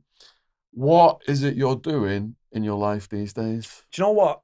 I'm ashamed to say it. I've tried to get a job as an ex-offender. I've got no academic qualifications or anything. I'm trying to better myself. I've applied for stupid amounts of jobs. No one's willing to give me a chance, which is it's very fucking frustrating, because I worked in prison 7 days a week for a whopping £10.25. You're trying to become a productive member of society. And I sort of was contacted by like journalists and stuff. I do a lot of interviews and set up a lot of interviews as well. I'm not an expert on prison. I'm an expert in my own life. And they think I'm a good talker for whatever reason. So I do interviews, national, local, documentaries and shit. I also set up other interviews because for me, prisoners need to get their voices heard, and I speak up for prisoners. I enjoy it. I don't get paid for it, but I enjoy it. I do YouTube as well. Like I said before we actually went live, someone said on my comments that I'm a cheap Shaun Attwood. I will take it. The man's doing amazing things, smashing huge numbers. And I'll take it. Like I said, I've got just short of 12,800 subscribers. And the link's going to be in the description box. Yeah. Ex-con Cody. Like, comment, subscribe. But yeah, Shaun's, the last 3,800 have probably come from you putting. Hopefully, we'll set a goal to try and get you up over 20,000 the next, later on this year. Hopefully you get plenty off the back of this. Yeah. What motivated you to go and speak to that year group in the high school? Yeah, what it was, I now speak as well at speak to criminology students at universities and stuff. Sometimes the way that I'm very raw and I just say it how it is, and there's no filter. And certain universities, as you've seen, have knocked me back. Others embrace it. And what it was, just one of the tutors that I speak to her students on desistance and violence and prison and stuff, said my son and his class are doing like crime, prison for like a year 11 GCSE thing. So I'm thinking like 20, 30 students or something. And then they put another class in with it. And then the kids that was like the naughty kids, you're not allowed to use that phrase, but kids that have been like excluded, like naughty kids, they came in. And I was just asked to go in and share my experiences and stuff. And I saw it as an opportunity to try and plant a seed as a deterrent, because at the end of the day, here in the UK, under this shit shower of a government, the Conservative government, the Tory government, we've lost over 21,000 police officers. And the reality is that youth services have been cut, police officers' numbers have been cut, community police stations have closed down, youth services have been cut. And here in the UK, it's a pandemonium. It's a green light for criminals to commit crimes across the board, and the police are powerless to stop it. So knife crime's a huge problem, gun crime and stuff like that. So just feral youths running around shanking each other up over drugs, territory, postcode, rivals, girls, everything in between, drill music, grime music, etc. And it shows no sign of abating. So I saw this as a chance to say, look, there's a saying. I went to this class and I'm standing there in this like assembly hall and I'm saying, look, like there's a saying, like a wise man learns from other people's mistakes. A fool learns from his own. I said, I'm the fool, me. I said, I'm jealous of every single one of you. I said, if you guys are out there now, I said, you guys are at an age now where it's not too late for you guys. You guys can apply yourself. You can embrace education, because the reality is, if I had my time over again, I'd be sat with you guys and I would have embraced education. This is where it went wrong for me here. You guys can do it, right? Embrace education, further education, because the choices you make in your next few months will be the fork in the road. Get left or get right, as in law-abiding citizen, job prospects, further education, or potentially crime.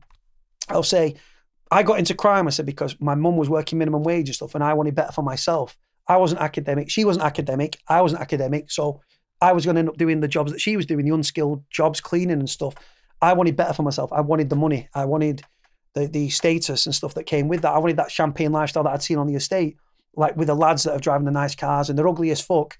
And you're thinking big dick or a big wallet. And you know what I mean, they had money coming in. So obviously women go for that, materialistic and all that, aren't they? So yeah, so I just saw it as a chance to plant a seed and stuff and I said to them, now I've come away from crime, I'm actually going to end up doing a minimum wage job. So the moral of the story is crime long term actually doesn't pay, because with age comes maturity and you're mellow. I wanted to get away from minimum wage because I saw it as a struggle. And then, so I've gone down the criminal route, all these life experiences, which I'm very grateful for. I've come full circle. And the same thing I tried to get away from is the same thing I'm going to end up doing. So in a nutshell, crime actually doesn't pay.